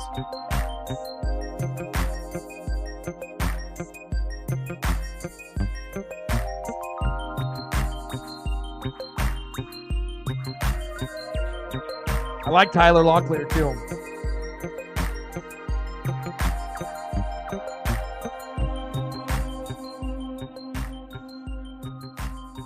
Chopper, Andrew Vaughn, Rojas right there, top 10 third baseman. Bang, got him. And Rojas is playing better than Eugenio Suarez, and supposedly Eugenio Suarez and Paul Sewald are on the trade block. It'd be kind of ironic if the Mariners brought them back. But, I mean, I like the good vibes only out of Eugenio Suarez. He was one of my favorite players on the roster last year. Did he strike out too much? Yes, he did. But he was an amazing third baseman defensively, one of the top 10 defenders, at least last year. And he could hit 20, 30 home runs. So I was kind of sad to see him go, as well as Teoscar. Popped up to Ryan Bliss, 3 up and 3 down. I didn't really care so much about Jared Kelenic as much, but, you know, Teoscar obviously now doing his thing for the Dodgers. Kelenic on the Braves, and now Eugenio Suarez and Sewald on the Diamondbacks. But again, you know, they got those players for the Diamondbacks. They made their run. But now this year, the Diamondbacks are fucking terrible. They're not good. So we'll see if they end up selling on those players or not. But in all honesty, I don't know if I would want Sewald and Eugenio Suarez back on this roster based on how it sits now. You know, if we didn't make all these moves and we didn't have all these injuries, then yeah, I would probably want them. But since we're starting to see the development of some of these other young guys, Rojas, you know, obviously playing at third. You got Demo that can float around in different positions. It's like Sewald would be more valuable necessarily than maybe Eugenio Suarez. You know, Sewald would be the guy that maybe if we could get him cheap, you know, to help out the pitching staff, that would be cool as long as he was still good. But again, I don't think that that'll be something the Mariners are looking at, but you never know. All right, let's go to the bottom of the 5th inning, 3-2 White Sox. And if you're just tuning in, Brian Wu was supposed to get the start, but it had an MRI, so they made it a scratch. So you have 2 players making their Major League Baseball debut in Drew Thorpe in his very first game, as well as Jonathan Diaz. But it shows you just because you're good in AAA doesn't mean you're going to be good in the majors. Big facts. See who's up next here for the Seattle Mariners. We're at $5, 95 to go to hit the goal.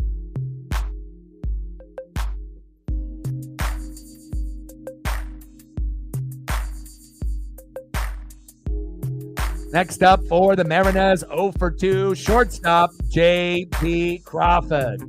Batting second, third baseman, Hollywood Josh Rojas. And batting third, center fielder, no fly zone, Julio Rodriguez. Like I mentioned multiple times on the stream, make sure you guys are taking care of your mental health. Addiction, depression, anxiety are things that a lot of us are going through on the daily or have gone through in the past. So make sure if you feel like you're slipping into the darkness, make some minor adjustments to your daily routine. Exercise, cut back on the partying, you know, maybe, take some time to listen to some music, hang out with friends. Making some minor adjustments to your daily routine can help you climb out of the darkness. It can help you win the day. And I'm a great example of that. Sometimes you got to get rid of toxic friends or people that you think that you're, that are really your friend, but they're not, and try to distance yourself from people that try to use you, and just try to find the things that can make you happy. Don't stop trying to make other people happy. At the end of the day, mental health, you only got one, right? You only got one mental health to be able to worry about your own. And if you can take care of yourself, you'll be able to get back on track quicker. Big facts. 2-1 pitch to J.P. Crawford. Pitch is outside. 3-1 count. Come on, J.P. Let's go, baby.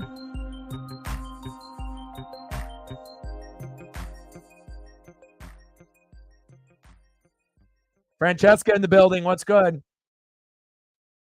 DXPO in the building. What's good, brother?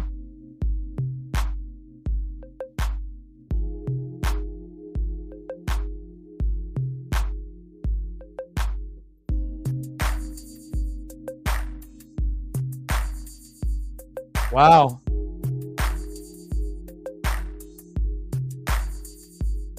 Cruz is one of those guys that could be good anywhere at that time. You could have him play just DH alone, and you know that you could get 20, 30, 35 homers just if he played DH for 162 games. At that point, like a bad year for him would be like 18 homers or something like that. Like he had that home run power and that ability, that infectious smile. But we haven't really had too many guys. But that's I would say that would be another guy that you could maybe say maybe could have been better somewhere else and whatnot at that same time period in his prime. But you got to think overall with Nelson Cruz, he was a pretty good player anywhere he was at. I don't think there was really that many places that he was like dog shit terrible. Have I looked at his stat line? Am I on Google right now? No. But again, I don't know all his numbers. But, he was a pretty good player for a good chunk of his career. No worries, brother.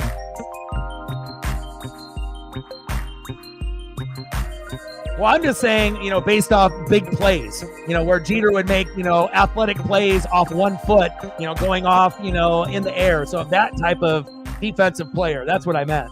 Not just based on, what his defensive score is based off the statistics, but just in big games, in the big moments, being able to make an athletic play to first that maybe some guys wouldn't be able to make. That was my reference. How are you doing, Francesca? How are you? Let's go, M's. Yep, exactly.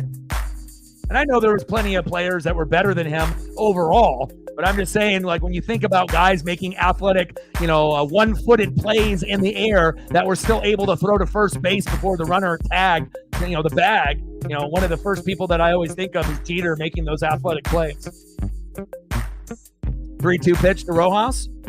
Popped up. Should be a routine play as he slams a bat down, running to first. DeYoung, 2 away. Come on, JP.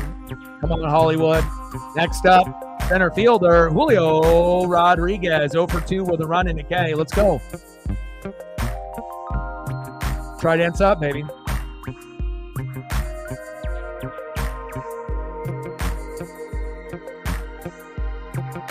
Wow, that's surprising.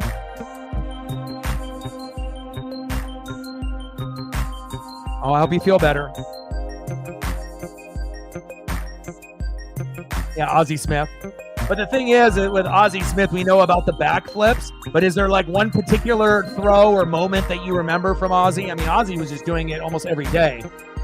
But again, you didn't really see a lot of those plays in the postseason that people remember. Like, there's not going to be like one specific play that stands out for Ozzie. Ozzie was so good. He was fucking doing backflips and making crazy plays every game, but maybe not in the big moments like Jeter did where everyone was watching, unless you were a fan of that particular team and you were watching the Cardinals every day. So back in the Vince Coleman era, your boy remembers. Julio, chop to third, throw to first. Whoa, where was that going? Safe at first base.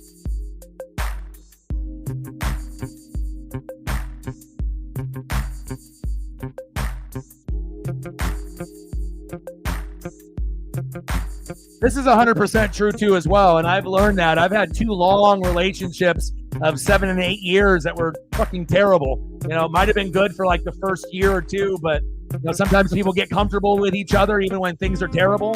And at some point, everyone will get a little bit lonely, but it's always to be, better off a little lonely, but not to be with people that bring you down and to have that toxic environment. 150% true.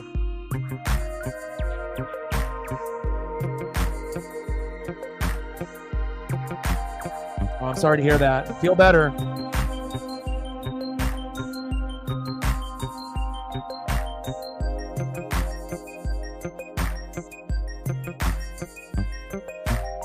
Yeah, people will have to look up all the statistics there.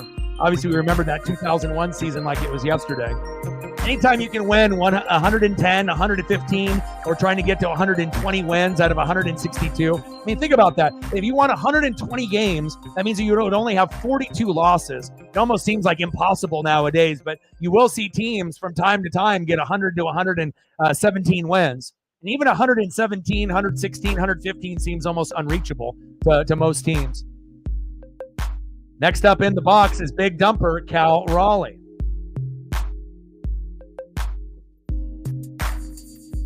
That's 100% true right there. If he was on the Yankees, they would be getting on TV more and more and more, and then he would have been more of a household name. But true OGs remember Ozzie. I mean, anyone that can do a backflip, at will, at any point of the game, during the game, after a play is that showed his athleticism for sure. Next up for the Mariners, 1 for 2, 1-1 count to big dumper, Cal Raleigh. Let's go, Cal. Throw to first to Julio Rodriguez to try him sleeping at first. Safe. Bottom of the fifth, 3-2 White Sox. Runner at first, Julio, 2 away. Go, big dumper.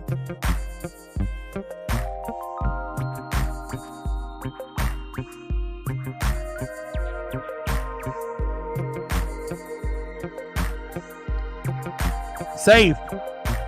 But I think the main numbers that people remember for the Mariners, 95 Mariners with Griffey, 97 Mariners, Griffey, obviously in the Griffey, Randy Johnson era, 2001, right, obviously with the Ichiro's rookie season and that incredible win streak that we had, right, and then obviously in 2022 with the Cal Raleigh walk-off. Those are the 4 years that should be stapled in every Mariners, brain. Obviously with the Griffey, obviously going from first base, obviously against the Yankees, 95 Mariners, 97 Mariners, 2001 Mariners, and 2022 Mariners. And I feel we're going to have more of those Mariner moments, moving forward from here, in the next 15 to 20 years. We're going to have more special years in this 15 to 20 year gap than we had up to that point in our team's history. Megan with a tour. And another tour. Appreciate you. Take a little rest in bed. If there's any photos you want to see before you go, let me know. Stacks on stacks, racks on racks, a little Cactus Jack, bang, bang. $2 holla and another $2 holla. Thank you so much. We are at 9:91 to go. Thank you. Appreciate you. And then once this is over, I'm going to end up taking a long walk, eating dinner later tonight, and I'm going to be watching on Disney Plus The Acolyte, the Star Wars spinoff, episode number 3. And if you haven't got a chance to watch it yet, I highly recommend it. Something to watch, if you love Star Wars like me.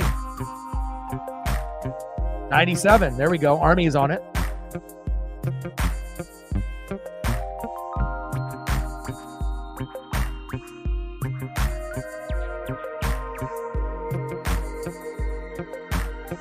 That would be probably like an honorable mention year, but definitely one of the ones that some Mariners would remember.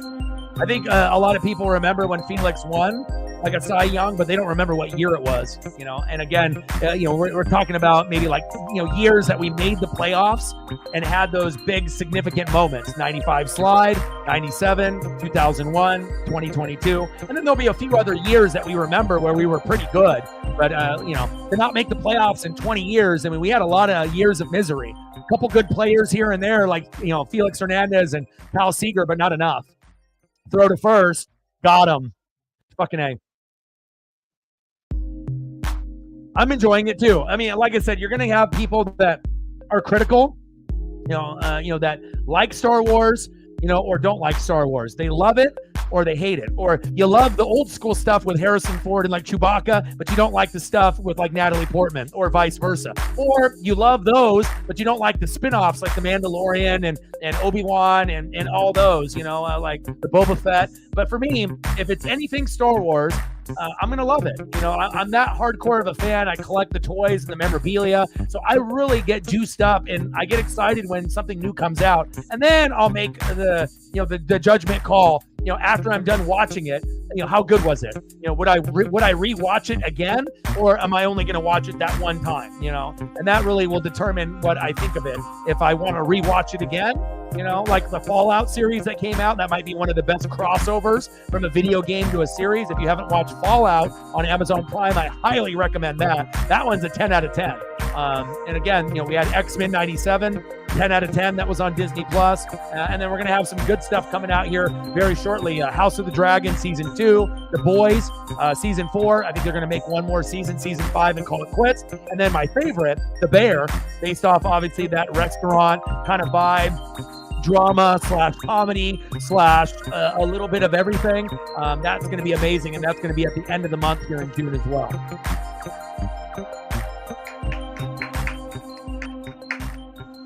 Let's go.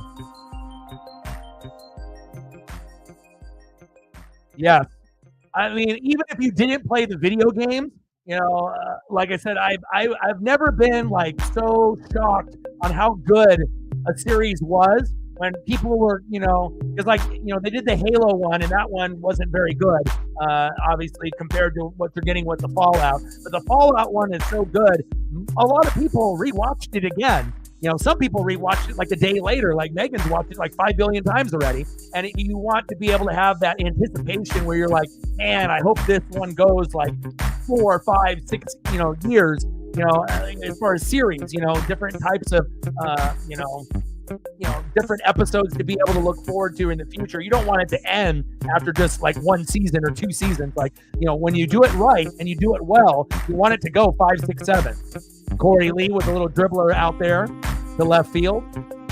Top of the 6th, 3-2 White Sox. Come on, Mariners. But again, we got 2 AAA pitchers making their major league debut. And we got Trent Thornton in the bullpen. So he'll be coming in at some point. But Jonathan Diaz is kind of like a left-handed Bartolo Colon, but a poor man's Bartolo Colon. Definitely doesn't have that top-end speed as Bartolo did. Next up for the White Sox, Deloach. 1 for 2 with a single in the second.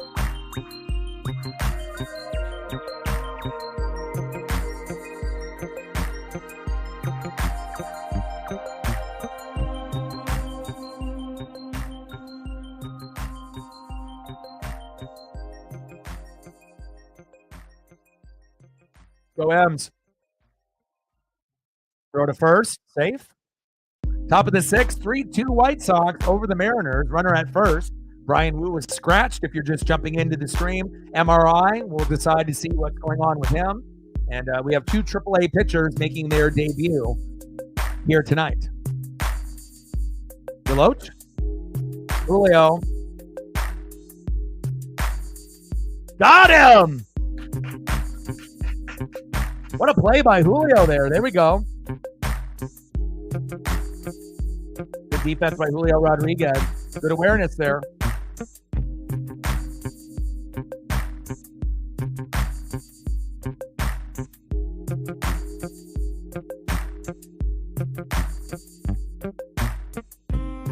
Nice throw to J.P. Crawford for the out. Nice job, Julio. I got to throw up the defensive photo. Nice job. Next up for the White Sox, Nicky Lopez. Fuck, right up the middle. This pitcher stinks. I know Emerson Hancock was stinky as well, kind of late before we sent him down, but this guy's much worse. It's fucking terrible. This should be his last, last time that we see this player in the big leagues, at least for a while. He said, see you later, guy. You're out of there. Jonathan Diaz, goodbye. And this is the stat line. Look at 4-0, 31 Ks, 4 walks, 2.89 ERA. So even though in AAA, you might be the man, but you're fucking terrible, my guy, in the majors. And you're going against the White Sox, the worst team in baseball. So fuck, if you can't do it against the White Sox, you're not going to be able to do it against the fucking good teams. Shit. If we were playing like the Rangers, right? If we were playing the Orioles, the Yankees, the Dodgers, the Braves, or Phillies, shit, the game would probably be 15-2 right now. But at least he only gave up 3. So at least I have to be somewhat pleased. Gave up too many home runs and whatnot, especially back-to-back with Vaughn and DeYoung. But 3-2, at least we have a chance to win. All right, Trent Thornton, come on, baby.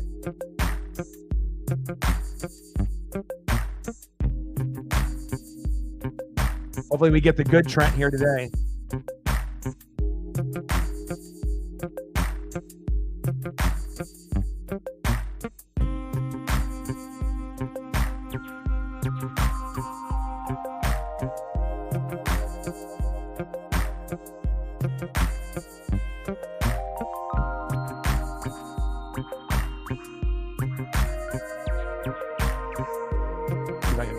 Get a couple Seahawk photos for Megan real quick if you're going to be dipping pretty soon if you don't feel well.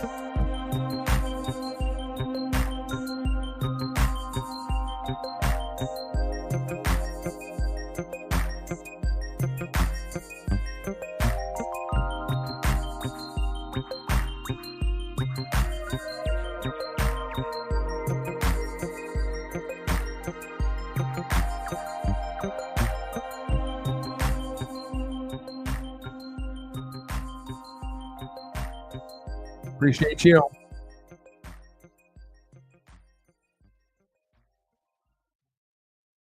Yeah, squeeze in one more here. Top of the 6th, runners at first and second. Next up, Martin Maldonado. Appreciate you. We're at 9, 91 to go.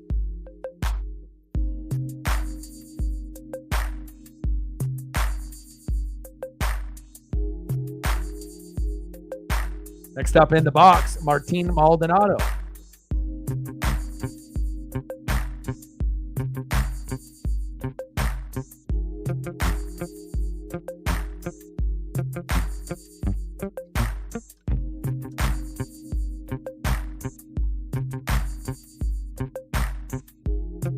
Slow roller, flip the second, force out, double play.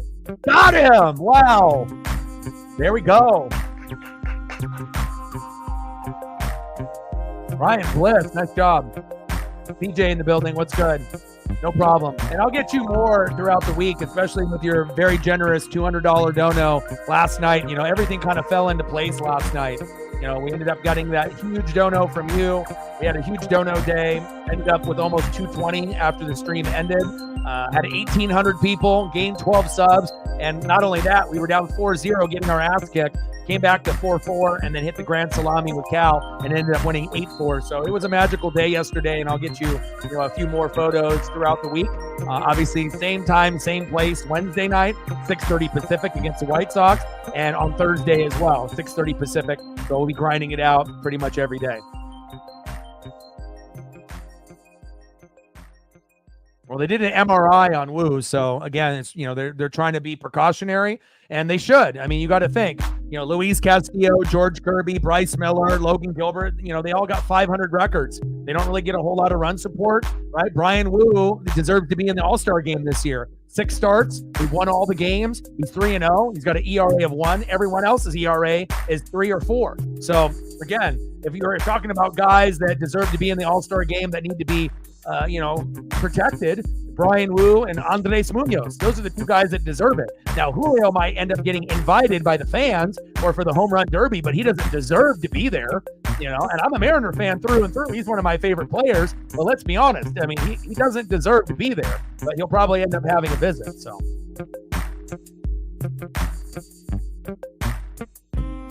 Yeah. I don't think you watch enough, Kevin.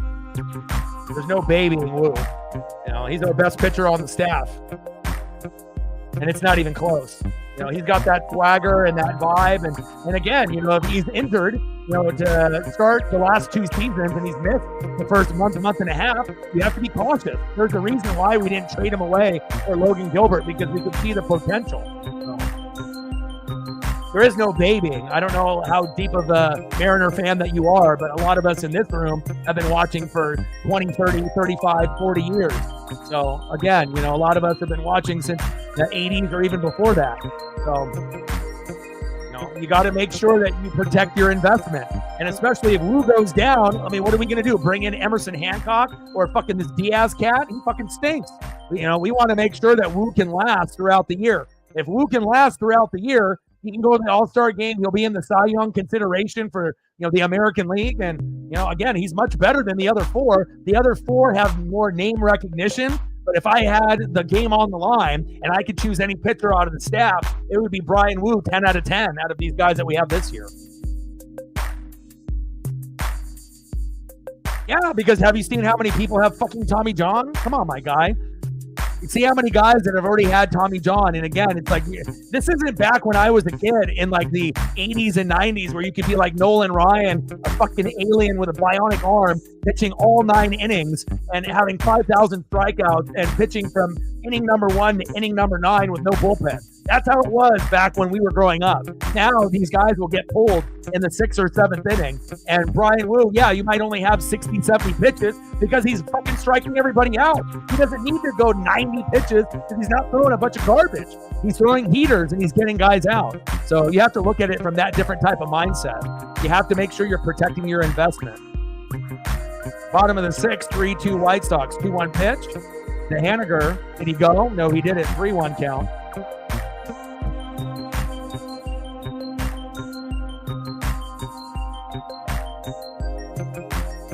I mean, what do you want? You want Wu to be pitching 80, 90, 100 pitches and then have Tommy John and then we lose him? I mean, he's already missed the first part of the year the last 2 years.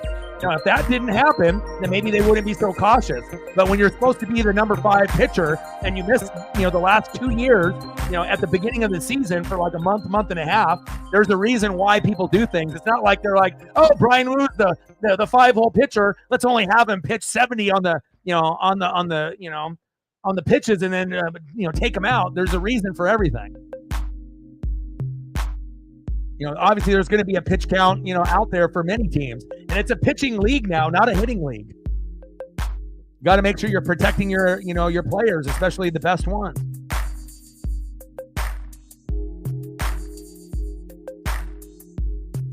Bottom of the 6th, 3-2 White Sox.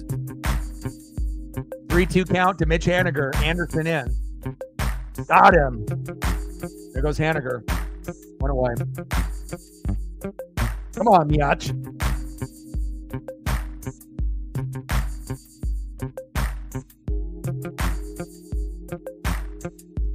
Next up for the Mariners, first baseman Luke Raleigh. 1 for 2 with a run and a K.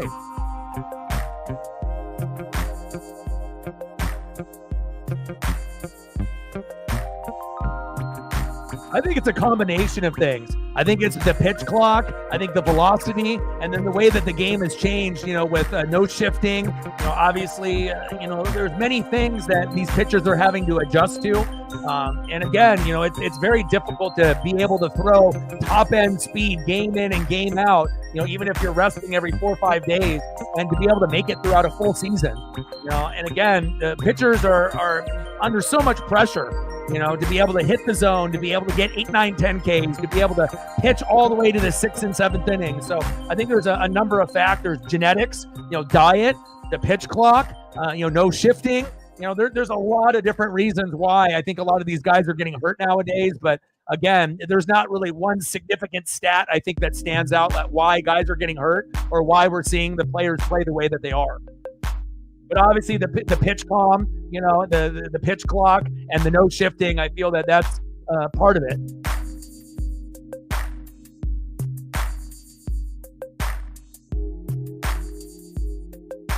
Sometimes it depends if it's a righty or a lefty, that they're looking at for that particular strategy. So obviously people are like, oh, why didn't we bring out Emerson Hancock? Well, even if he didn't pitch like a few days ago, if they have a lot of right-handed batters, then maybe they want to go left. Like sometimes, you have to look deeper than the obvious. Like sometimes you think, oh, we need to bring up the best player. But sometimes it's situational baseball and strategy. Baseball is strategy. It's like chess. A lot of people are playing checkers. We're trying to play chess out there.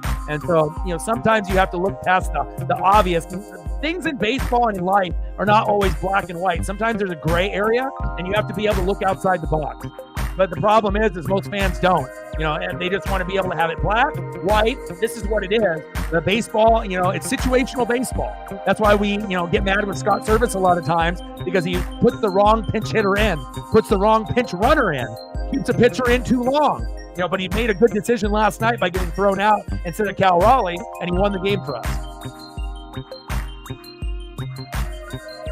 Because he ended up missing the first part of the season the last 2 years. I don't know how long of a Mariner fan that you've been, Kevin, but again, if you end up being the starting pitcher in the 5-hole and then you miss the first month and a half of the season and you don't even get those reps in, right? And then it happened this year also. That's why. I think that makes sense. It's not like Brian Wu has been coming in, as a rookie, and he's been pitching, completely healthy throughout his whole career. How many pitchers are starting pitchers that miss the first month and a half, 2 months of a season? Not a lot. Brian Wu is one of them. It's happened in back-to-back years. That's exactly why. Next up in the box, Dominic Canzone. Bottom of the 6th, 3-2 White Sox, runner at first. But again, it just depends on what kind of fan you are and how much you're actually watching the games. Like some of us, we've been watching since the 80s. I watch every single game. First pitch to last pitch. I don't cut the game off. Not everyone is going to be diehard like that. My dad's been a fan of the Dodgers since the 50s. He watches every fucking game, all 162, plus playoffs. So it's like there's different levels of fanatic. fandom out there. There's going to be fair weather fans. There's going to be bandwagon fans. There's going to be diehard, and then there's going to be fanatics. And the fanatics are going to go deeper. And then not only that, watching every pitch and going from game number 1 to game 162, but a lot of us also are reading a couple hours a day. We're watching film. We're checking up on the minors with Harry Ford and Emerson, and we're going through and watching games on that level, or highlights, or doing articles and blogs and vlogs. Like, there's a reason why that we're at the sub count and we have the type of fans here than other channels, because we're not bandwagon, we're not fair weather. We go deeper with stats and analytics here than any other channel that does sports and wrestling on YouTube. Facts. So, there's a reason why we come up with so many good predictions and ESP and help people win money, because we put in more effort than others. Like, when I do these streams every day, I read about 5-6 hours a day, every day, regarding the channel. I'm watching film about an hour to 2 hours a day.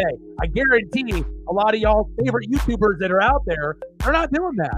And it shows. You can be popular, but that doesn't mean you know anything. You know what I'm saying? Like, there's a difference between being popular and actually understanding and knowing the game. Big facts. And we got a lot of intelligent people that are in the room that are on the same level as myself or above me. So, and I appreciate that. It's always nice to know that you can learn something from someone else. Force out to second, end of the 6th inning, 3-2 White Sox. Now, because Ford might be a part of the trade package, and Servais Zavala hasn't started a game in a long time, and they've had Mitch Garver being the backup catcher. So at this point, Ford isn't ready. And when you see guys, you have single A, high A, double A, triple A. And even though Harry Ford is, doing pretty good, he's not ready for the majors yet. Again, would he do just as good or better than Servais Zavala? Yeah, probably. But is he going to be on like the Cal Raleigh level? And we already know Mitch Garver is kind of a shitty hitter, but he's been able to pick it up a little bit in the last 2 weeks. But again, we might have to see where a trade package is available, and we'll have to wait and see if Harry Ford is a part of that. Because if we do make a move for Luis Robert Jr., Vlad Jr., Bo Bichette, or a guy like Brent Rooker on the A's, or a few of these other guys that Army has been mentioning, who do you think the number one guy is going to get moved? Harry Ford. He's going to be the number one guy that we move with another, top 100 player. I would assume it'll be 2 or 3 top 100 players that we would have to get rid of to try to get these guys. And I don't want to do that. It's not like we're going to give up Harry Ford and then a guy that's out of the top 100, for a Luis Robert. Like, you're going to have to give up probably 3 or 4 guys. And, whoever gets, these guys, depending on how they develop. And we don't know how good, Emerson and Lazaro Montes and Harry Ford and a lot of these guys are going to be. But what I will tell you, from someone that's been watching the Mariners since 1985, even though I look young, I'm 42. All right, we have never in the Mariners team history have had 8 players in the top 100, to my knowledge. So, and I feel that not all of them are going to pan out, but I think that there's a very good chance that half could end up being starters on the Mariners one day, and being like a regular player. And that is something that we haven't been able to say either. But again, we have to decide, do we want to break up the farming system to try to get a big name player as a rental for a couple months, and hopefully that they re-sign with us, or just to stay pat and not really do anything, or just to, get a lower name player that isn't like a high profile name. And Army's got a list of, certain players, but Harry Ford is not ready. But again, there's people like me and Army and a few others that were actually watching his games, watching his highlights, and we're keeping up. A lot of the people that are making these crazy trade rumors, and they're like, oh, we can just bring this guy up. They haven't fucking watched the players play at all. So how do you know if guys are ready or not if you haven't even watched a game in his minor league existence? Like, so many players and so many people think they're like these couch GMs that they have all the answers. But if you're not watching or reading or seeing any film, then what knowledge do you have if a guy is ready or a guy isn't ready if you're not reading or watching film and watching games, Just based off name recognition alone doesn't mean a guy's going to be ready. And just because you're good, in AAA, doesn't mean that you're going to be good in the majors. You could be batting fucking 500 in AAA, come into the majors and be batting .80, and then get sent down in a week. So, but there's guys that are, there's guys that are, ahead of Harry Ford. He's one of the prospects, but I think like Lazaro Montez and and Emerson, there's a few others that I think the potential is even higher than Harry Ford. And I'm not saying Harry Ford is bad. He's probably like the more popular name because we've heard his name the last couple years. But there's a few guys other than Ford that might be better than him, believe it or not. But again, you wouldn't know that unless you're actually watching the minor leagues. Modesto Nuts, Tacoma Rainiers, like you got to be able to keep up with those. Big swing and a miss on Sosa. Got him. Nice job, Trent.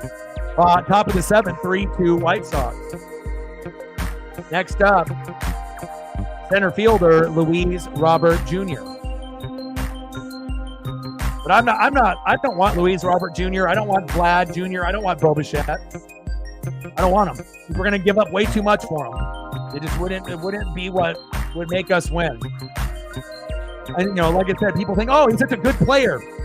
Well, they're a pretty good player on the team that they're on, but that doesn't mean that they come to the Mariners and they're going to be batting 350 and have mad RBIs and home runs. What happens if we trade half the farm system for Luis Robert Jr.? He's only batting 185 with 5 home runs. What happens if he goes on a slump or gets hurt? We're fucked for like the future. It's like we want to fucking, we want to salvage the whole future for a guy that's batting 185 with 5 homers. Yeah, they're the worst team in baseball and he's got some talent, but there's no guarantee that he's going to be an amazing player when he comes over to the Mariners.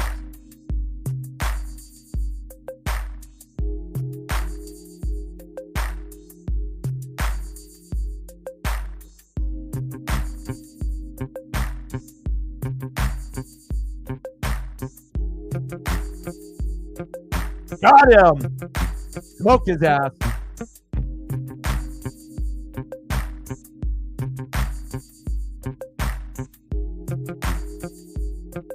Cal Raleigh is the catcher of the future. We should pay him whatever we need to pay him. Like I said, if you're not going to be able to pay a guy that makes big plays, then who the fuck are you paying? We probably got a somewhat of a discount by giving Julio that big deal, because if we gave him a short-term deal, then the money down the road on that next contract would have been insane. And then maybe we can afford it, maybe we don't, maybe we pay him, maybe we don't. But again, we gave Julio this big money. But again, we don't want to take a player for granted like Cal Raleigh based on his late game heroics and let him just walk. We don't want to have another Adam Jones situation where we have a guy that has potential that's good and then he goes to another team and does better. Like, we want to make sure we're keeping those pieces. But I don't think Harry Ford is going to be the catcher for the future. I think he can play catcher, but I think, like Army said, he'll play a different position. Either at some point DHing for someone and then coming in at maybe third base or another position. See, I was thinking that as well, like third base or maybe a corner outfielder.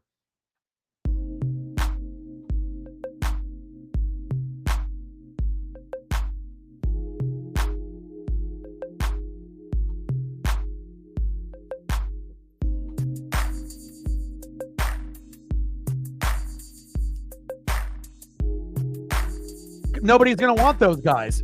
Not at this point, not when you have like bigger names that are ahead of them in the top 100. Who the fuck was going to want Emerson Hancock? Nobody. If Emerson Hancock was so good, he'd be on our fucking roster. They're like, what kind of trade value? Like, no one wants him. Like, who the fuck would want Emerson Hancock? Fuck, we don't even want him.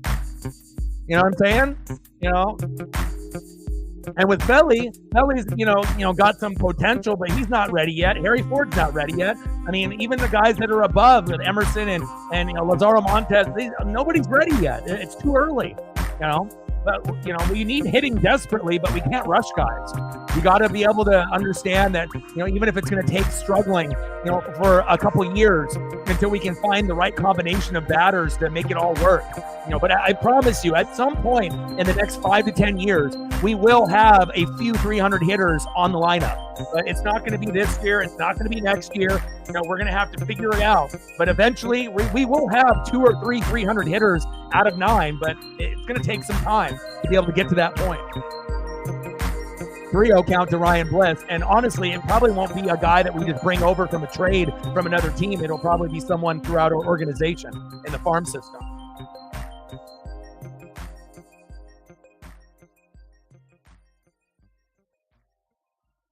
Wow, that was way off the plate. That's a walk. What the fuck? 3-1 count. Terrible call. Foot off the plate.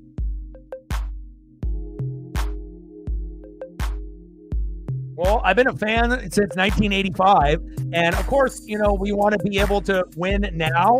But if you look at our team compared to, you know, all the other teams that are good, we have like 10 teams that have an above 500 record, 20 that don't, right?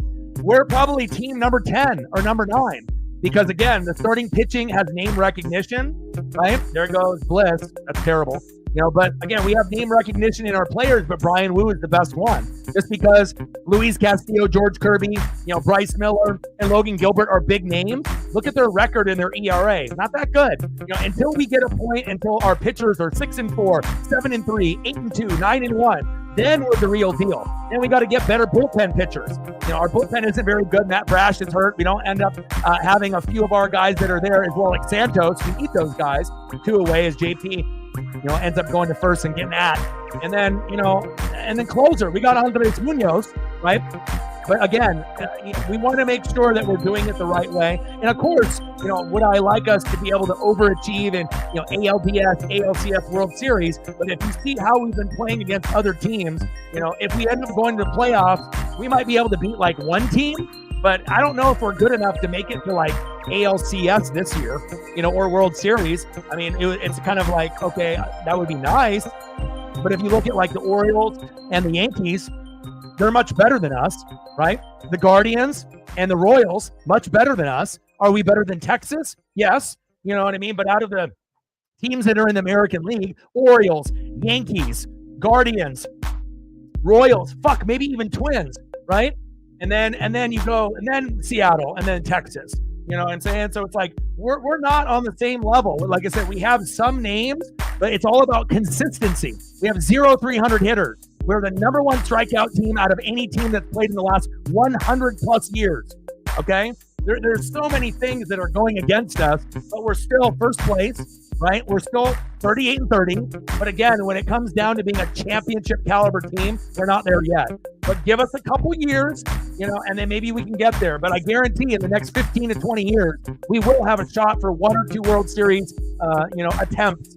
And then if we're lucky, we can go maybe twice, lose the first time, win the second time. But it's not like the team is going to go 3, 4, 5, 6 times more than likely. Now, it would be great if we could get to that point, you know, but again, a lot of things have to fall in line, and the American League is very competitive. So, you know, we don't do very good against the Twins. We're not good against the Royals. We're not good against the Guardians, right? Do we have a better roster than those 3 teams, top to bottom? Yes, but we don't step up when we need to. You know what I mean? And then the Orioles and Yankees are better than us as well. And then you got Braves and Dodgers and Phillies. So it's like, we're one of the top 10 teams in baseball, but again, we have to understand where we're at. We can't be like, oh, we're the best team in baseball. We're not, you know? And again, if you watch every single game from first pitch to last pitch, you know, you would get that.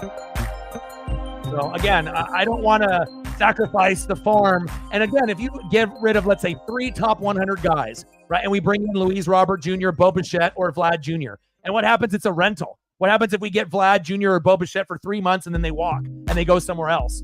Then we just pretty much sold the whole farm for a guy for fucking 3 months. You think that adding 1 fucking player, this team's going to go to the World Series and win? Fuck no.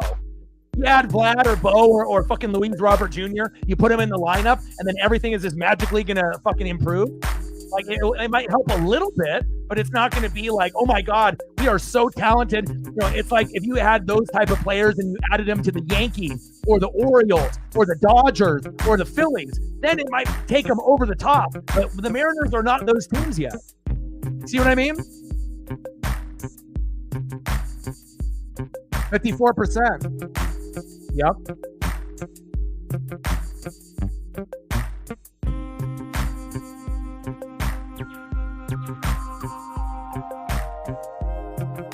I think that they are going to slide after the break, but I'm just saying as of today, you know, we have to give the credit where credit's due. Aaron Judge has fallen. Juan Soto has been the difference, you know, but I feel like with the pitching staff, and I think that, you know, again, if you have an easy schedule before the break, right, you know, then obviously things are going to get harder after the break. The Mariners had one of the toughest schedules, you know, up to this point, but from here on out, we have the easiest schedule out of all 30 teams. So there's no excuses. you know, like I said, we should be able to get to 90 to 95 wins and win the division. But again, we might be able to win a series or two, but I'm not sure if we're good enough to make the ALCS or World Series this year. If I had to say today, I would say no, we're not there yet.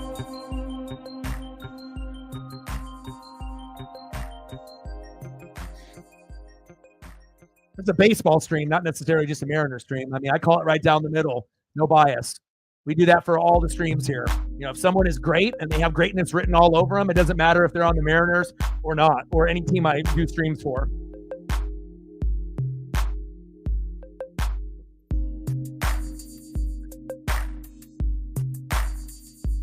Chopper up the middle. Throw to first. Well, it's about being hot and healthy. Right? You can have the best record during the regular season like the Braves and Dodgers and win 100, 115 games. But at the end of the day, if the Phillies and Diamondbacks get hot and healthy at the right time and they're only winning 80, 85, 90 games, then you can advance. You know what I mean? So health has something to do with it, but also being hot at the right time as well. But at the end of the day, right, with Garcia's comment there, right, did those teams end up winning the World Series? No, they fucking didn't. They made it to the World Series and they overachieved over the Dodgers and Braves. But at the end of the day, did they win it all? No, they didn't. They got hot and healthy at the right time, but they weren't good enough to be a champion. Close, but not close enough. Next up is Cal Raleigh. Let's go, baby.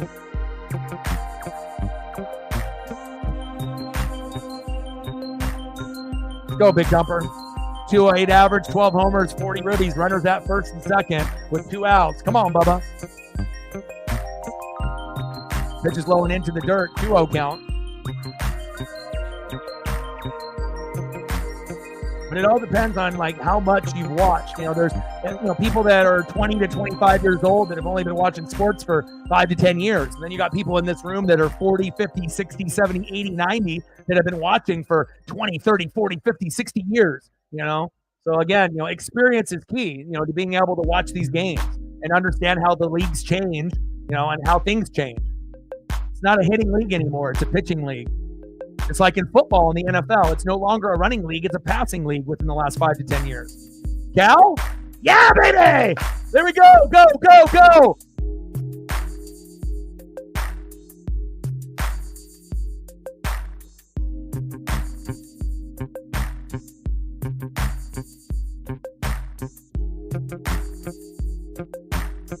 Let's go! And that's how you take a fucking lead. Cal Raleigh making plays late. He is the best clutch hitter the Mariners have seen in the last 20 years. Let's go. Late in games, who's more clutch than Cal Raleigh? No fucking buddy.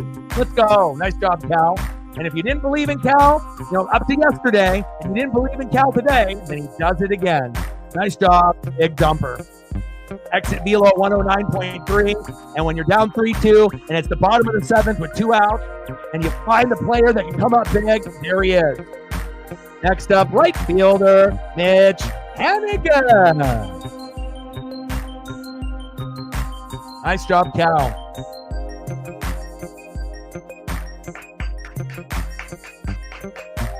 I mean, I bought a Cal rookie, Topps Heritage autograph rookie on eBay as soon as he hit that homer, the walk-off in 2022. And I've never bought a card on eBay that wasn't graded. That was the only one to this day that I've ever bought non-graded. And I bought it because they didn't have a graded version of it. And I don't buy cards or memorabilia of people that I don't believe in. And I believed in him back then. And he's continuously gotten better and better and better at leadership, defense, throwing guys out at first, second, and third from the knees, and then obviously making clutch hits late in games where we need a fucking hero. And most people thought it was going to be Julio. Not so fast. It's Cal Raleigh. And he's got a big dumper. I like work ethic guys. I like guys that like to work hard, like Cal Raleigh and Luke Raley. Nice job, Cal. Trident's up. Like, sub, donate, comment, share. Help your boy out. What are we at on likes right now? I haven't even checked. Hopefully we're at 40 at least. We got 84 people watching. Where are we at? 52 people watching on YouTube and then another 32 on Twitter/X. We're at 43 likes. All right, we need 7 more. 44. We need 6 more to get to 50. Help your boy out. Big swing and a miss. Got him. We leave one stranded, but we bring in two, and that's what fucking matters. Cal Raleigh, the best clutch hitter the Mariners have had in 20-plus years. And guess what? It's going to continue year in and year out. And hopefully Cal will end up playing with us for the next 10 to 15 years. Retire a Mariner, and he'll go down in history as the best catcher the Mariners have had, even more than Dan Wilson. Let's go. I mean, pretty soon, if Cal keeps doing this, he's going to get to that Julio level where people are like, okay, Julio, you're a popular name, but you're not really that good. Like you have streaks where you can get 17 hits in 4 games and make us say, wow.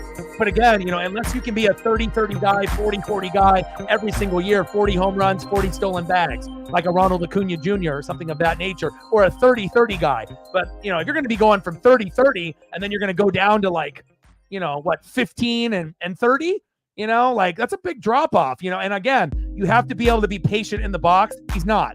Is he a good defender in the outfield? For the most part, besides ground balls where he has had a couple errors, but he can no-fly zone rob home runs.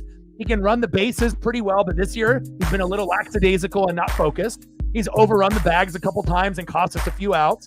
He's got a couple errors off ground balls in the outfield. So I feel that it's not just his hitting, it's his defense as well. So yes, is he the most popular player on the Mariners? Of course, I put him on the fucking thumbnail all the time, to be able to draw the audience, right? But if we're actually talking about, the best player on the Mariners, the most valuable, it's Cal Raleigh. Catcher, defender, leadership. When the pitchers are fucking getting depressed, who brings them up and makes them feel good about themselves? Cal Raleigh. Who puts in that effort, obviously off the screen, off the field? Cal Raleigh. And again, he's not at that popular level, but again, he will be. If he keeps going at this level, he'll keep going and going. And then if he can keep going to multiple All-Star games, he has to get to his first one first, right? But he's already a top 5 catcher. So if you're a top 5 catcher, offense, defense, getting that batting average up. Hopefully one day Cal can be a 300 hitter, and he can be a guy that can give us 20 to 35 home runs, a shitload of RBIs, 80 to 100 RBIs from the catcher position. You got to understand, there's not a lot of Buster Posies and Pudge Rodriguez's that are flooding the league right now. There's not a lot of big-time catchers. And Cal obviously is not a big name yet, but he could be. Big facts. Top of the 8th, 4-3 Seattle. And again, his jersey sales are going to go up. If he keeps making more and more plays, instead of people being like, Mom, Dad, I want a Julio jersey, they're going to be like, Mom, Dad, I want a Big Dumper jersey. Like, shit, I don't own a Big Dumper jersey, but I'll tell you what right now, if I had the extra money, instead of getting a Julio or any player on the team, I would be getting a Cal Raleigh jersey. That would be the jersey that I would buy. Obviously, I still need to get an Ichiro, an Edgar Martinez, a Randy Johnson, Expos and Mariners. I got plenty of Griffeys and whatnot and Julios, but Cal Raleigh is the truth. Steve in the building, what's good?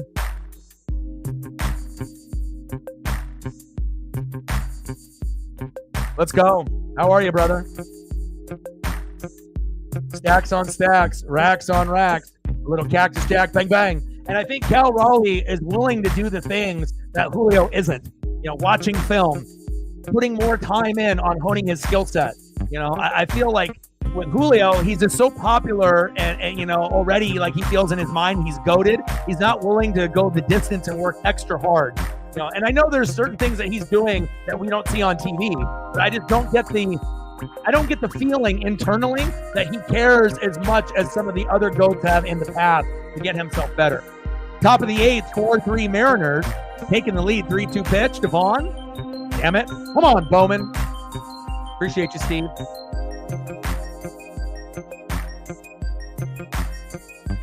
Yes, he is. Yes, you did.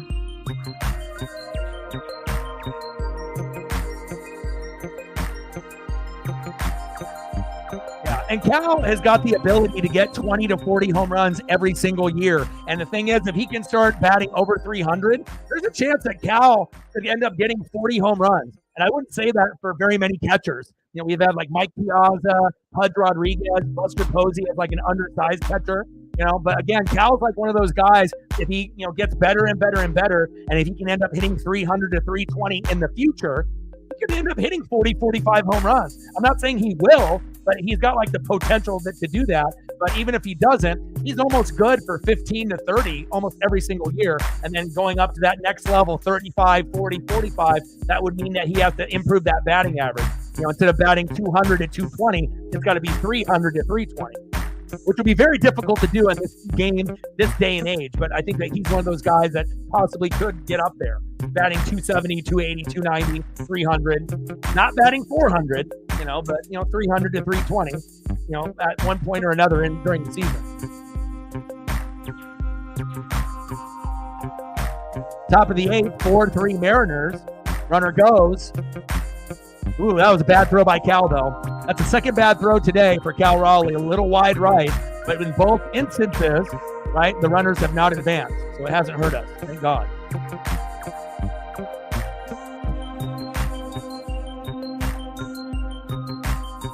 Army, thank you so much for the like and the retweet there on the live stream on Twitter/X.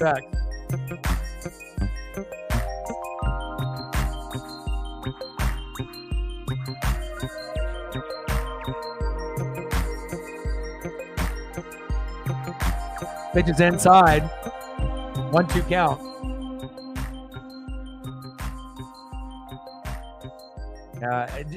Julio chases too much. I've never seen a superstar player swing no matter what within the first 2 pitches. And if pitchers know that you're going to swing at garbage,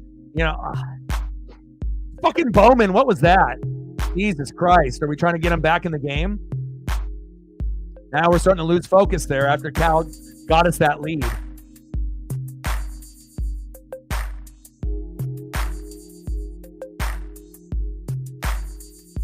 Yeah. Well, if he's watching too much tape, well, he's not learning because he's pretty much doing the same thing that he was doing as a rookie in last year, pretty much swinging at everything. It's like you can go right down the middle for a strike right down the middle, right? And what does he do? He either swings or it's a called strike looking. Then he fouls off the second pitch. Then it ends up being 0-2. And how often are you going to be a great 0-2 hitter? Rojas, throw to first. Raleigh, 1 away. Now, if he had skills like Tony Gwynn, Pete Rose, Ichiro, I'm not talking about him at this point, but he's not those guys and he never will be. I know some of those guys who have obviously been leadoff hitters like Ichiro, or like Pete Rose and Tony Gwynn. I think I saw some crazy stat line that Tony Gwynn struck out like 3 times once in his career in a game. Think about that for a second. The style of hitting and the discipline it takes to be a good hitter, eyes, wrist, and follow through. There's not a lot of guys like Pete Rose, Ichiro, or Tony Gwynn that are playing in this game right now. And then the closest guy that we probably have today, there might be a Rise.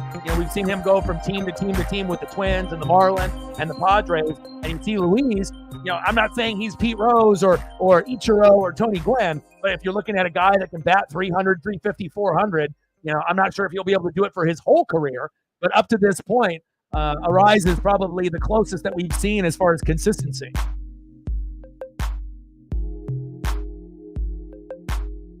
Corey Lee, 3 for 3, 3 singles and a stolen base, chops that one foul.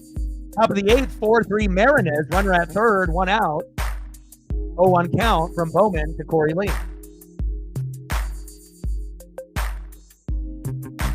Yeah, I think he needs a therapist, a mental coach, and whatever. I mean, if Julio could ever learn to be patient in the box, and only swing, when he needs to, and just them swinging at garbage in the first 2 pitches, if he could end up starting off a count 2-0 instead of 0-2, that could be all the difference. I mean, how often do we see Julio 3-0, 3-1, 2-0, 2-1? It's like always fucking 0-2. Tough to be able to get out of that mindset when you already know one more pitch and I miss it and then I'm out. And especially if you're a GOAT hitter, 0-2 doesn't fucking phase you one bit. 0-2 is like, 3-0, or 2-1, 2-2. Like, you're not nervous, for the elite hitters. But for the guys that are overconscious about it, 0-2, if I fuck up on one swing, I'm out. And there we go. Nice job by Bowman. 2 away. I would like to see Griffey, Ichiro, Edgar, and some of these other former Mariners try to work with him.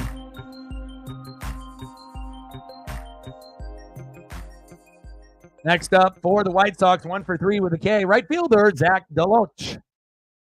Bowman's gone. Oh, shit. We're bringing in Tay-Tay. Uh-oh. Too much sauce. Hopefully he doesn't fuck it up for us here. Come on, Taylor. I don't got a whole lot of confidence in him, but I know he's a Northwest kid, but I don't really like him that much. I like guys that are consistent. I don't like guys that fuck up the game for us, but hopefully Saucedo won't lose the game for us here. Let's go. Like, sub, donate, comment, share. Help your boy out. Let's see where we're at right now. We got 82 people watching. Half on Twitter/X. The other half are on YouTube. 47 people. We need 4 more likes to be able to get to 50. We can get there. 3 more. We got 48 people watching. We got 47 likes. We need 3 more likes to get to 50. So if you are watching and you haven't smashed the like button yet, please do. And then for the other 30 or 40 that are watching on Twitter/X, they would have to come over to the YouTube side to chat or hit the like button. Let's get to 50, baby.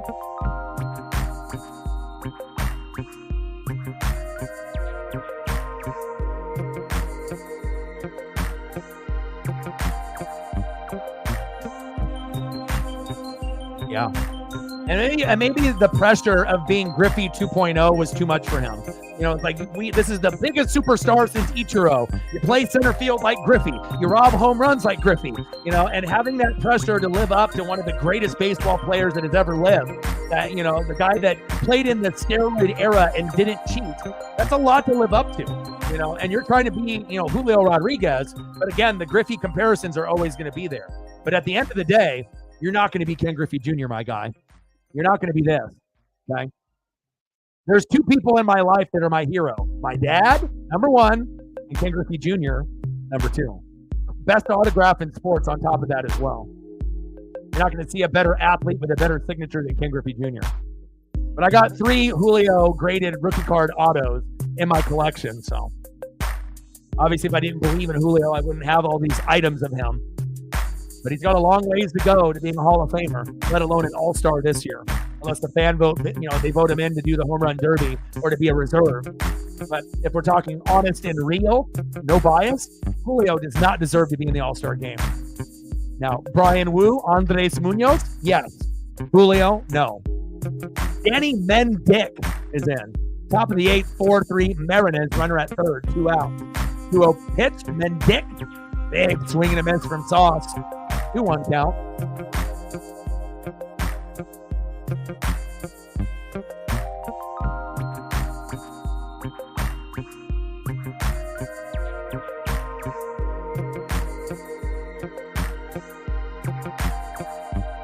Pitch is outside, 3-1 count. My fear, he's always wide left, in the dirt, wide outside.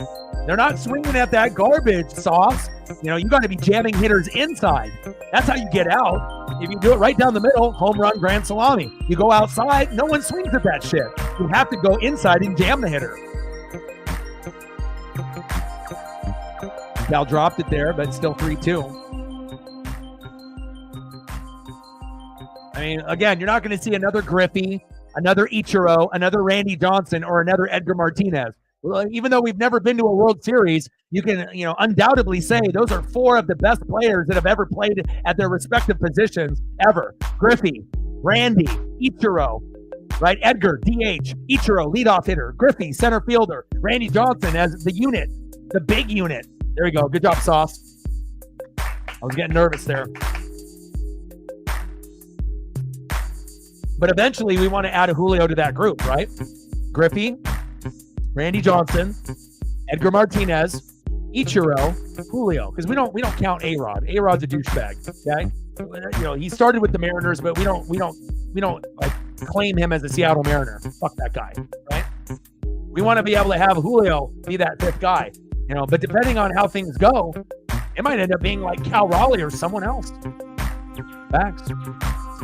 All right, let's go to the bottom of the 8th inning and get a little bit more insurance here. And we're not talking Geico. Let's see who is up for the Seattle Mariners. 2 up for the Mariners, 1 for 3 with a run and 2 Ks.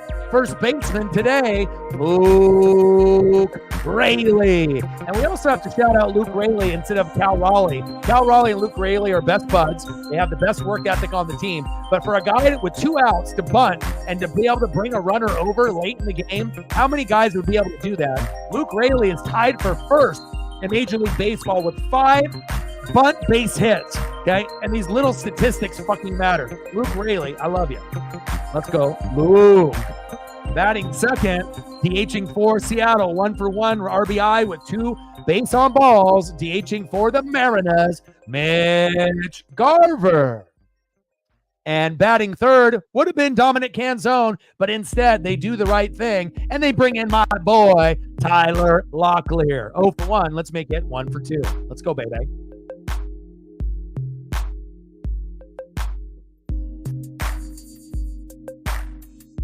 I like Locklear. I like Bliss. I like being able to see guys come in. Hopefully Jorge Polanco and Ty France can get healthy, but I like seeing young guys get a chance. It's exciting.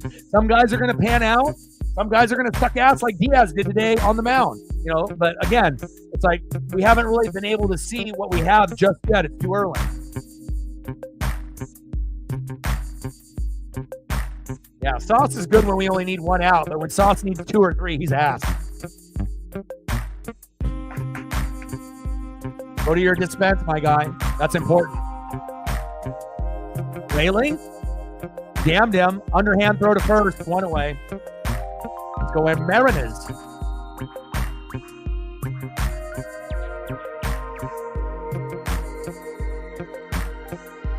You know it.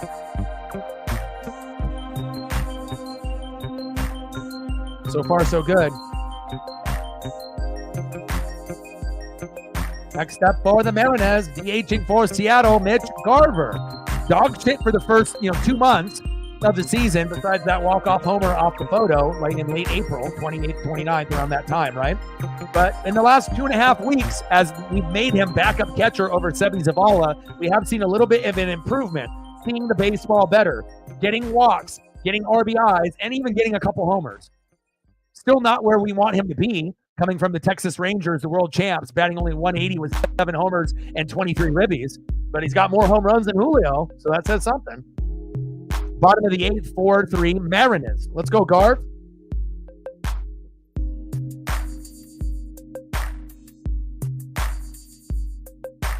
Hard hit. Throw to first. Where's the hustle, Garv? Fucking A, dude. If you're going to run the first, run 100%. Fucking let up there at late. I mean, if he ran hard right there, he might have been able to tie go to the runner. Fucking guy was running like 70%. What the fuck was that? Why are you letting up, bro? I mean, I get it if you don't want to try to like pull an Achilles or something like that. If it's like tender or you're like semi-hurt. But that's the one thing that I will not put up with. Lack of effort running to first.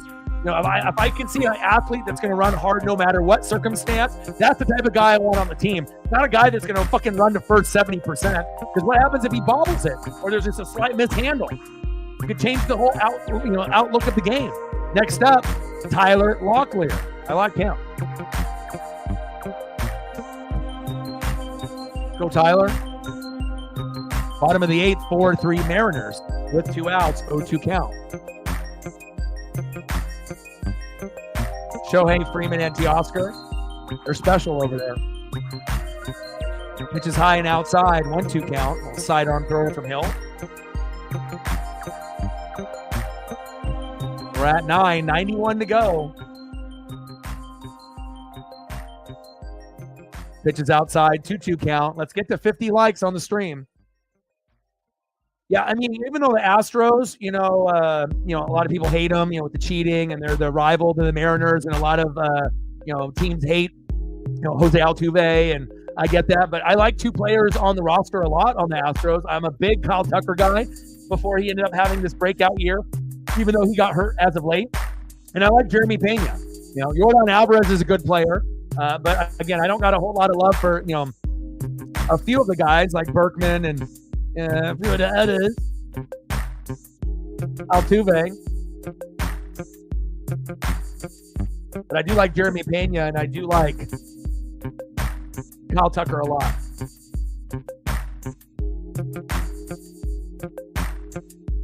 But Bregman, not so much.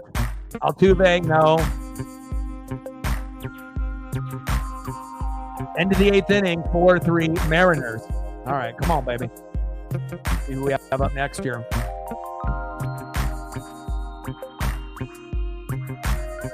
I meant Bregman instead of Berkman. All right, let's see who the White Sox got up here next. 1 for 3 with a K, leading off for the White Sox. It's Nicky Lopez. Batting second, 1 for 3 with an RBI, catcher Martin Maldonado. And batting third, as long as they don't make any changes, which I don't think they will, 0 for 4 with a K, leadoff hitter, left fielder Corey Jolts. Let's go Mariners. Are we at 50 likes yet? Let's get there. We got 91 people watching. Shout out to all the people watching on Twitter/X as well as YouTube. I will be here again tomorrow and Thursday, same time, same place, 6:30 Pacific. Where are we at on the likes? Are we at 50 yet? Where are we at? 51. Nice. 9 more to get to 60. Let's get there. Shout out to all the people watching on Twitter/X as well as YouTube as well. And like I mentioned multiple times on the stream, I am a mental health advocate. You know, I've gone through some really, really tough times. And again, depression, anxiety, addiction. A lot of us are going through these problems right now, today, or have in the past. So if you feel like you're slipping into the darkness a little bit, make some minor adjustments to your daily routine. And if you don't have a daily routine, get a good one going, okay? Exercise. Stop eating so much fast food, right? Eat a home-cooked meal, right? Spend time with your pets.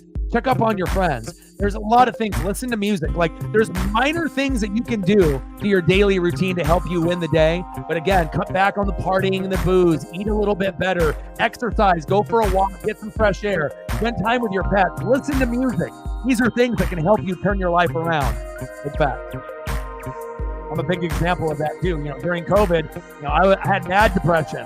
I was in a very low place. And if I didn't have my pup, I might not be here today. Okay. And I weighed 270, you know, just about a year and a half, 2 years ago. Now I'm down to 188, you know, got away from a toxic relationship, you know, spending all my time with my pup. I walk about an hour and a half to 2 hours a day, 7 days a week. And I don't eat fast food anymore, and I don't drink a whole lot of booze. I stay away from like a lot of the soda, and you know, this is the best that I feel, and I feel since high school. So you can do it too. Just takes a little bit of discipline and effort. Top of the ninth, 4-3 Mariners. We got Stanek on the mound with the best mullet in baseball. Check swing. Did he go? There we go. Behind in the count, 0-2 to Nicky Lopez. Let's go, Stanek.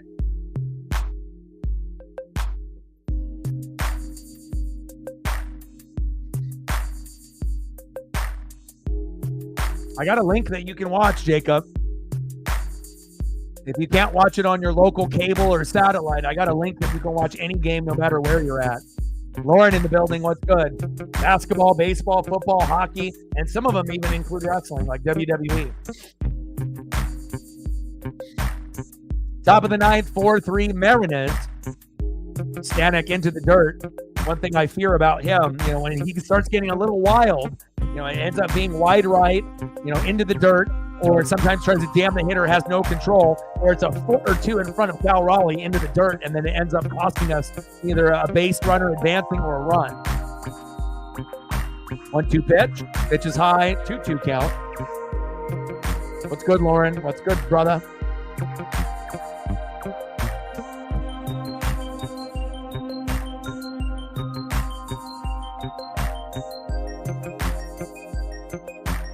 Two pitch to Lopez. Dribbler up the middle. Nice glove work.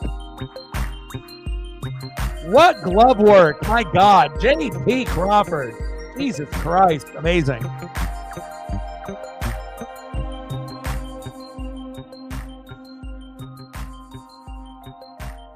Want to see J.P. Crawford making a defensive play? Boom shakalaka, baby. One away. That's our guy, J.P. Crawford. Barehanded, 1 mitt. And we get good defensive plays out of Bliss, Rojas, and J.P. Crawford. I love it. Next up is Gavin Sheets. Pinch hitting. Played yesterday.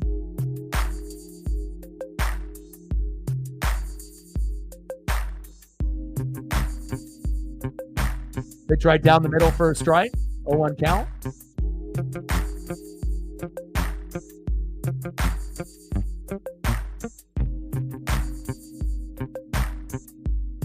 Two more outs, baby.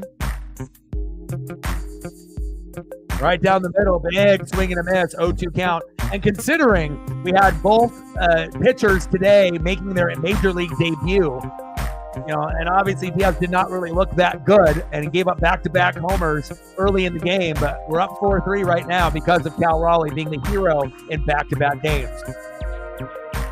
Nice catch out there, foul territory. Count remains 0-2. Gavin Sheets, 242 average, 7 homers, and 28 ribbies in 2024. We got 102 people watching. Let's go. 0-2 pitch from Stanek to Sheets. Smoke his ass. Popped up. Routine play. Tried inside. Julio is there. There we go. 2 away, baby. Nice job. No fly zone. Biatch. Let's go.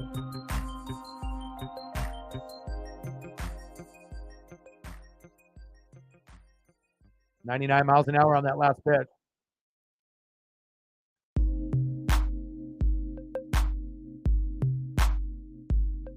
$14-1. Wow. Nice job, Julio. The defense. Next up, Corey Jokes, 0 for 4. Let's make it fucking 0 for 5. Lined out in the 7th. Let's go for an 0 for 5 day. Let's go, Ems. We're we have to be very appreciative that Cal made that big play because we easily could have lost this game with no Brian Wu pitching today. This will give us a good chance to win 3 out of 4. Best case scenario is sweep, but let's see what we get tomorrow before we start talking about the Brooms. Top of the 9th, 4-3, Seattle. 2-0 pitch, right down the middle for a strike to Jolt. 2-1 count.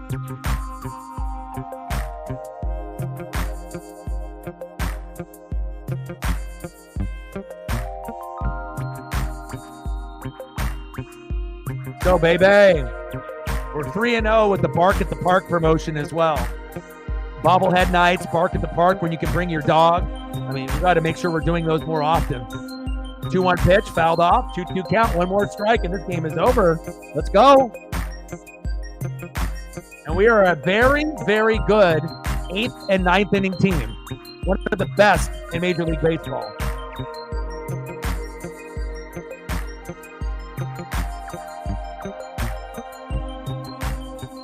Pitches outside. 3-2 count. I mean, that was 2 feet off the plate. I don't know why they're getting all crazy. 2 feet off the plate. You can't call that strike 3 unless you're Angel Hernandez, and he's retired. 3-2 pitch. Smoke him! Chop towards third. Foul. Count remains 3-2. I'm glad you're here, Lauren. Appreciate you. You're the man, Lauren.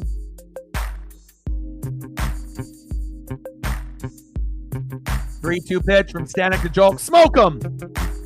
Chopped off Cal Raleigh behind the plate. Count remains 3-2. Like, sub, donate, comment, share. Help your boy out, baby. Let's go.